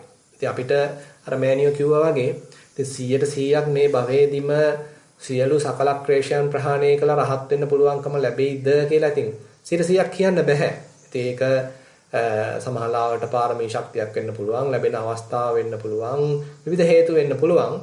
ඉතින් නමුත් ඉතින් උත්සාහය අතරින් නැතිව ප්‍රතිපදාව යන්න තියෙන්නේ මෙන්න මේකයි, කරන්න තියෙන්නේ මෙන්න මේකයි කියලා අපි නිවැරදිව තේරුම් අරගෙන ඒ තුල අඛණ්ඩව නියැලීම තමයි කරන්න තියෙන්නේ. ඒ නිසා අපිට කවදා ප්‍රතිඵල ලැබෙයිදෝ කියලා එතන අර ප්‍රතිඵලයක් මූලික කරගෙන results oriented යන විදිහ එතනදී හරි ටිකක් අසහනකාරී. තාමත් මේක උනේ නෑනේ, තාමත් මේක උනේ නෑනේ කියලා එතන එන්නේ ටිකක් අසහනකාරී ගතියක්.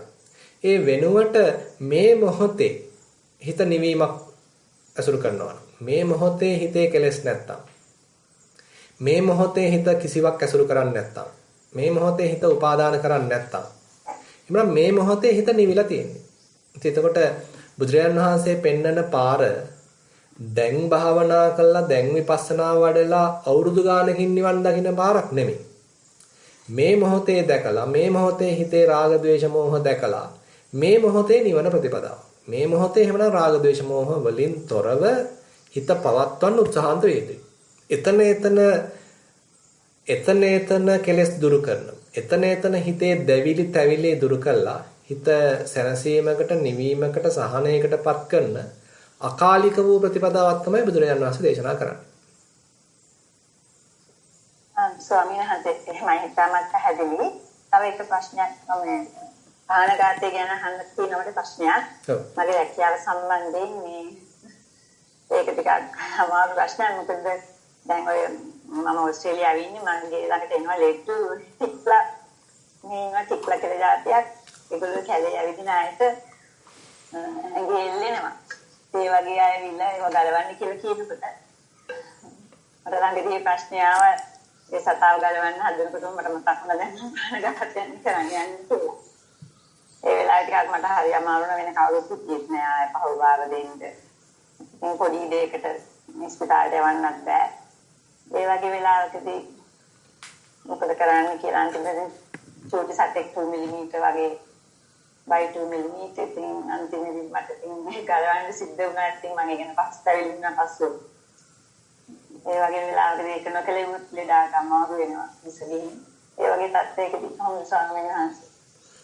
මම නම් හිතන්නේ මේ වගේ තැන්වලදී අපි දෙපැත්ත සංසන්දනය කරන්න සිද්ධ වෙනවා. ඒ කියන්නේ නැත්නම් වෙලාවට ඔය වගේ ඒ කියන්නේ සිල්පද කීපයක් එකිනෙකට පරස්පර වෙන ගතියක් එන්න පුළුවන්.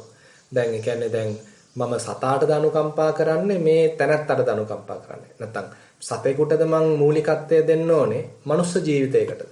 එතකොට ඉතින් මනුස්ස ජීවිතයකට මූලිකත්වය දෙන්න ඕනේ කියන එක ඉතින් අපිට තේරෙනවානේ. එතකොට මොකද ඒ කියන්නේ අපිට දැන් සම්පූර්ණයෙන්ම කිසිම සතෙක් මැරෙන්නේ නැති විදිහට එහෙම ඉන්න ගියොත් ඉතින් අපි ටිකක් අන්තගාමී වෙනවා. එතකොට අර අපිට යන්න වෙන්නේ කවුද අර මේ ජෛන මහාවීර ගිය පැත්තකට අපිට යන්න වෙන්නේ. ඒකෝර අපිට වතුර ටිකක්වත් බොන්න වෙන්නේ නැහැ. දැන් බුදුරජාණන් වහන්සේ එච්චර අන්තගාමී පැත්තකට ගෙනහිල්ලා නැහැ. බුදුරජාණන් වහන්සේ යන්නේ මැද ප්‍රතිපදාවක. බුදුරජාණන් වහන්සේ දැන් එක්තරා අවස්ථාවකදී මුගලන් රහතන් වහන්සේ වතුර ටිකක් බොන්න අරගෙන උන්වහන්සේ දකිනවා මේ වතුර එකේ පුංචි පුංචි ශුද්ධ ජීවීන් ඉන්නවා. අද කාලේ වචනෙන් කියනවා නම්. දැන් ශුද්ධ ජීවීන් ඉන්න බව උන්වහන්සේගේ අභිඥාවට හසු වෙනවා. ඊට පස්සේ බුදුරජාණන් වහන්සේගෙන් අහනවා ස්වාමීනි මේ වතුර එකේ බොහොම අතිශය මේ සියුම් සත්තු මේ වතුර එකේ ඉන්නවා. ඉතින් මම කොහොමද මේක පානය කරන්නේ? බුදුරජාණන් වහන්සේ කියනවා නෑ ඔය මට්ටමට යා යුතු නෑ. මේ සාමාන්‍ය ඇහැට සත්තු පේන්නේ නැත්තම් එහෙමනම් මේක පානය කළාට වරදක් නෑ. ඉතින් එතකොට බැලුවාම ඉතින් අපිට මේ ලෝකේ ජීවත් වෙනවා කියන්නෙම එක්තරා අන්දමකින් තවත් කෙනෙකුට යම්කිසි හිරිහැරයක් සිද්ධ වෙනවා ඉතින්. ඒ කියන්නේ මේ අපි පාරේ ගමන් කරද්දී සත්තු මැරෙනවා. ළමාට ඉතින් හුස්ම ගන්නකොටත් ඉතින් මේ හරහා සාහෙන සත්තු ප්‍රමාණයක් අපේ ඇතුළට ගිහිල්ලා ආස්වාසය හරහා ඇතුළට ගිහිල්ලා උන් මැරෙනවත් ඇති. ඉතින් එතකොට අපි එච්චර දුරට යන්න ගියොත් අපි අන්තවාදී ගමනක් යනවා. ඒතකොට අපිට ජීවත් වෙන්න බෑ. ඒ නිසා අපි මෙතෙන්දී ඒ චේතනාපූර්වකව අපි මේ කර්මය කරනවාද කියන එක තමයි මේ වැදගත් වෙන්නේ. අපි චේතනාපූර්වකව වමනාවෙන්ම කෙනෙක් කෙරෙහි වෛරයෙන්, ද්වේෂයෙන් සතෙක්ව මරනවාද? එහෙම නැත්නම් එතෙන්දී අපි හිතමු මේ මිනිස්සෙක් කෙරෙහි තියෙන මෛත්‍රී සහගතව එයාගේ ඉල්ලීම පරිදි ඒ සතාව අයින් කළා විසිකලා දානවද? නේද? එහෙමයි සහන්. බොහොම වහන්සේ නිරෝගී බව ප්‍රාර්ථනා කරමු. තෙරුවන් සරණයි. හොඳයි, තෙරුවන් සරණයි. ඊළඟ පැනේ පාලිත සිරිවර්ධන මහතාට ඉදිරිපත් කරන්න පුළුවන්. ගරු ස්වාමීන් වහන්සේගෙන් අවසරයි. ඇහෙනවද? ඇහෙනවා. මේ ප්‍රශ්න දෙකක් කෙටි ප්‍රශ්න දෙකක් ස්වාමීන් වහන්සේ කියන්නේ. පළවෙනි ප්‍රශ්න තමයි මේ ගිරිමානන්ද සූත්‍රය ස්වාමීන් වහන්සේ අවස්ථා පහක් කෙරුවා. ඒක තවදුරටත් ඒක දිගටම කරනවද 38 වෙනි භාවනා සමග? ඔව් තියෙනවා. එන කියන්නේ හෙට පටන් ගන්නවා. හෙටත් ගිරිමානන්ද සූත්‍රය තමයි ඊළඟ දවස් 5ේදී කරන්න යන්නේ. ඒ කියන්නේ දෙවෙනි ප්‍රශ්න තමයි ස්වාමීන් වහන්සේ මේ අරුණ මහත්තයාගේ ප්‍රශ්නෙට මම අහන්නේ අර එක අවස්ථාවකදී ශාස්ත්‍රඥ වහන්සේ කිව්වා නේද මේ අපි වාගේ ගිහියන්ට මේ ප්‍රශ්නයක් අහන ව්‍යාකපජ්ජ සූත්‍රයේදී ප්‍රඥාව දිනු කරලා සමුදය නිරෝධය දැක්වීමෙන් අපිට මේ යන මාර්ගයට යන්න පුළුවන් කියන එක ස්වාමීන් වහන්සේ ව්‍යාකපජ්ජ සූත්‍රයේ ප්‍රඥාව දිනු කරන්න දිනු කිරීමේ වැදගත්කම වහන්සේගේ අදහස මොකක්ද? හොඳයි. ඒක තමයි ව්‍යග්ගපජ්ජ සූත්‍රය වගේ සූත්‍රවලදී දැන් බුදුරජාණන් වහන්සේ කියනවානේ මේ ඒ කියන්නේ උත්තාන සම්පදා, ආරක්ක සම්පදා, කල්යාණ මිත්තතා, සමජීවිකතා ඔය විදිහට ඉතින් බුදුරජාණන් වහන්සේ විස්තර කරනවා. ඒ කියන්නේ ගිහි ප්‍රතිපදාවක්, ගිහි ජීවිතයක් ගත කරන පිරිසකට ඒ උත්තාන සම්පදාවක් දේශනා කරනවා. ඒ කියන්නේ කම්මැලිකමකින් තොරව මේ හොඳට සංවිධානය කළා ඒ තමන්ගේ කටයුත්ත කිරීම ගැන විස්තර කරනවා. එහෙම නැත්නම් ධන ධාන්‍ය උපදවා ගන්න හැටි ගැන විස්තර කරනවා. ඊළඟට ආරක්ක සම්පදා කියලා මේ ඒ උපදවාගත්ත ධනය ධාන්‍ය ඒ තමන්ගේ වස්තුව ආරක්ෂා කිරීම ගැන විස්තර කරනවා. ඊට පස්සේ කල්යාණ මිත්‍රතා සමජීවිකතා කියලා තවත් පැත්තක් විස්තර කරනවා. මේ කල්යාණ මිත්‍ර ඇසුරක් කරහා ඒ තමන් ගත කරන ඒ මට්ටමින් තව පොඩ්ඩක් කොහොමද ඉස්සරහට එන්නේ? ආධ්‍යාත්මික ජීවිතයකටත් පිවිසෙන්නේ කොහොමද? කොහොමද සීලයක් ආරක්ෂා කරන්නේ? හිතේ සමාධියක් දියුණු කරගන්නේ කොහොමද? ප්‍රඥාවක් දියුණු කරගන්නේ කොහොමද කියලා ඉතින් විස්තර කරනවා. ඊට පස්සේ සමජීවිකතා කියලා තමන්ගේ අයවැය දෙක සමබර කරගෙන ඒ කටයුතු කිරීම ගැනත් විස්තර කරනවා. ඉතින් මේ මම කිව්වේ කාරණා 4යි. ඉතින් මේ විදිහට ගිහි පින්වතුන්ටත් ඒ මාර්ගයේ ගමන් කරන්න විස්තර කරලා තියෙනවා. දැන් තවත් පැත්තක් ඕනනම් මතක් කරද හැකි මට තවත් කරුණක් හිතට ආවා. දැන් එක්තරා අවස්ථාවකදී නකුල පිතු ගෘහපතිතුමා මරණාසන්නව ඉන්නකොට නකුල මාතා අය මේ බොහොම හොඳ බණක් කියනවා ඒ නකුල පිතු ගෘහපතිතුමාට.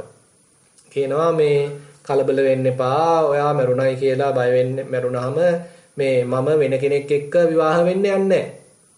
ඔයා මරුණාම මේ ධනය දහන්නේ මේ අපිට අහිමි වෙයි කියලා බය වෙන්න යන්න එපා. ඒවා ඔයා දැනටමත් මට පවර්ලා තියෙනවා මම ඒවා දන්නවා මේ කොහොමද මේවා පරිහරණය කරන්න කියලා. ඊට පස්සේ ඔයා මැරුණාම මේ බුදුරජාන් වහන්සේට දෙන ඒ ගරු සැලකිලි ඒ සංඝයා වහන්සේලාට කරන ගරු සැලකිලි ඒවා නතර වෙයි කියලා හිතන්න එපා. මම ඒ කටයුත්තක් කරනවා. ඊට පස්සේ ඔබතුමා මිය ගියාම මම මේ ශික්ෂාව ආරක්ෂා කරන එක අත්හැරලා දාවේ. මම තවදුරටත් මේ ධහමේ යෙදෙන එකක් නැහැ කියලා එහෙම සැකයක් ඇති කරගන්නත් එපා. මම හොඳට මේ ධහමේ වඩා යෙදෙනවා.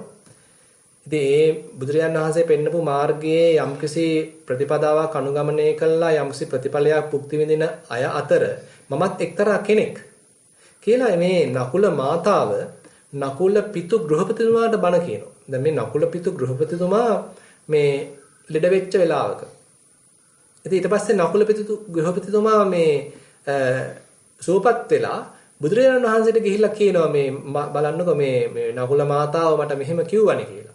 ඉතින් ඒතකොට බුදුරජාණන් වහන්සේත් ඒක අනුමත කරනවා. අනුමත කළා කියනවා "ඔව් මේ නකුල මාතාව මගේ ගෘහ ශ්‍රාවිකාවන් අතර මේ හොඳ සමාධියක් සහිත අය අතර කෙනෙක්. මේ මගේ ධහම අනුගමනය කරන පිරිස් අතර ඉන්න ඊටාම වටිනා කෙනෙක් තමයි මේ නකුල මාතාව." ඉතින් එතුමිය ඔබතුමාට ඔය කියලා තියෙන බණ ටික ඊටාම වටිනවා කියලා ඒක අනුමත කරනවා. ඒ නිසා ඒ ගිහි පින්වතුන් බුදුරජාන් වහන්සේ පෙන්වපු දහම ඒ තමන්ගේ ගිහි පංචශීලය ආරක්ෂා කරන ගමනේ කරන අතරේ අනුගමනය කරලා තියෙනවා. අපිරුවන් සර්ණයි ස්වාමීන් වහන්සේ පිරුණා. හොඳයි. ඊළඟ පැනේ පද්මිනී විජේසේකර මහත්මිය ඉදිරිපත් කරන්න පුළුවන්.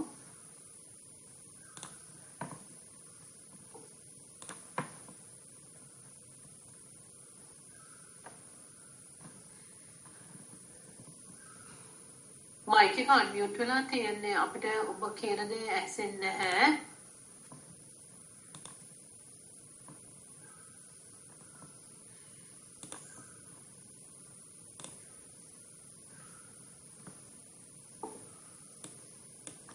ඊළඟ කෙනාට අවස්ථාව ලබා දෙනවා. දිලිනි ජයකොරිට අවස්ථාව ලැබෙනවා. අවසරයි ස්වාමීන් වහන්සේ. ඔව්. මං කියන එක ඇහෙනවද ස්වාමීන් වහන්සේ? ඇහෙනවා. Can I please ask my question in English? Fine. Swami Mahansa, I heard in the Slovakian sermons there were two defilements discussed. One was transgressional and obsessional. And can you please explain the difference? Transgressional and obsession. Obsessional defilements. Yeah. So basically, I mean, these are the ones Buddha mentioned in three categories. That the transgressional ones is typically explained as vitikkama kilesa. Say, for example, now you get an idea, say you get a thought to kill an animal. So that is only at the what you call as obsessional level. So it has come to the surface of the mind. So that you are recognizing at that level. So that is called obsessional level. So you are again and again, suppose there kind of a thought coming to kill an animal. So that is obsessional level. And then assume that you go and kill that animal. So that is where the transgression happens. That is where you are breaking the precept. So that breaking the precept level is called the transgressional level. But on the other hand, there is another level, that is the latent level. So there is a latent level where that is why it is coming to the obsessional level. And ultimately you couldn't bear it, you couldn't protect your sila. Ultimately you break the sila and kill the animal. That is the transgressional level. So there are such three layers, so three levels are mentioned into the defilements. Thank you very much, Swami Mahansa. That was very helpful. Teruvan Saranai. හොඳයි. තෙරුවන් සරණයි. පද්මිනී විජේසේකර මහත්මියට අවස්ථාව ලැබෙනවා නැවතත් try කරන්න පුළුවන්. Mic එක unmute කරන්න පුළුවන්. ඔබට පැනයක් තිබෙනවා නම් ඉදිරිපත් කරන්න.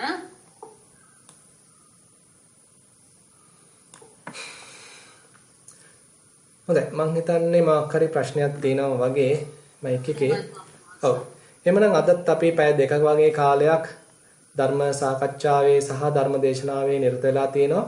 එහෙමනම් අද අපි සියලු දෙනා එකතු වෙලා මේ රැස් කරගත්තා වූ සීලමු කුසල් දෙවියන් ඥාතීන් සියලු ලෝකවාසීන් සමග බෙදාගමු. එත්තාවතාච ආදී ගාථා සජ්ජායනා කරමු. එත්තාවතාච අම්හෙහි සම්බතං පුඤ්ඤ සම්පදං සබ්බේ දේවා අනුමෝදන්තු සබ්බ සම්පatti සිද්ධියා. එත්තාවතාච අම්හෙහි සම්බතං පුඤ්ඤ සම්පදං සබ්බේ භූතා අනුමෝදන්තු සබ්බ සම්පatti සිද්ධියා. එත්තාවතාච අම්හෙහි සම්බතං පුඤ්ඤ සම්පදං සබ්බේ සත්තා අනුමෝදන්තු සබ්බ සම්පatti සිද්ධියා.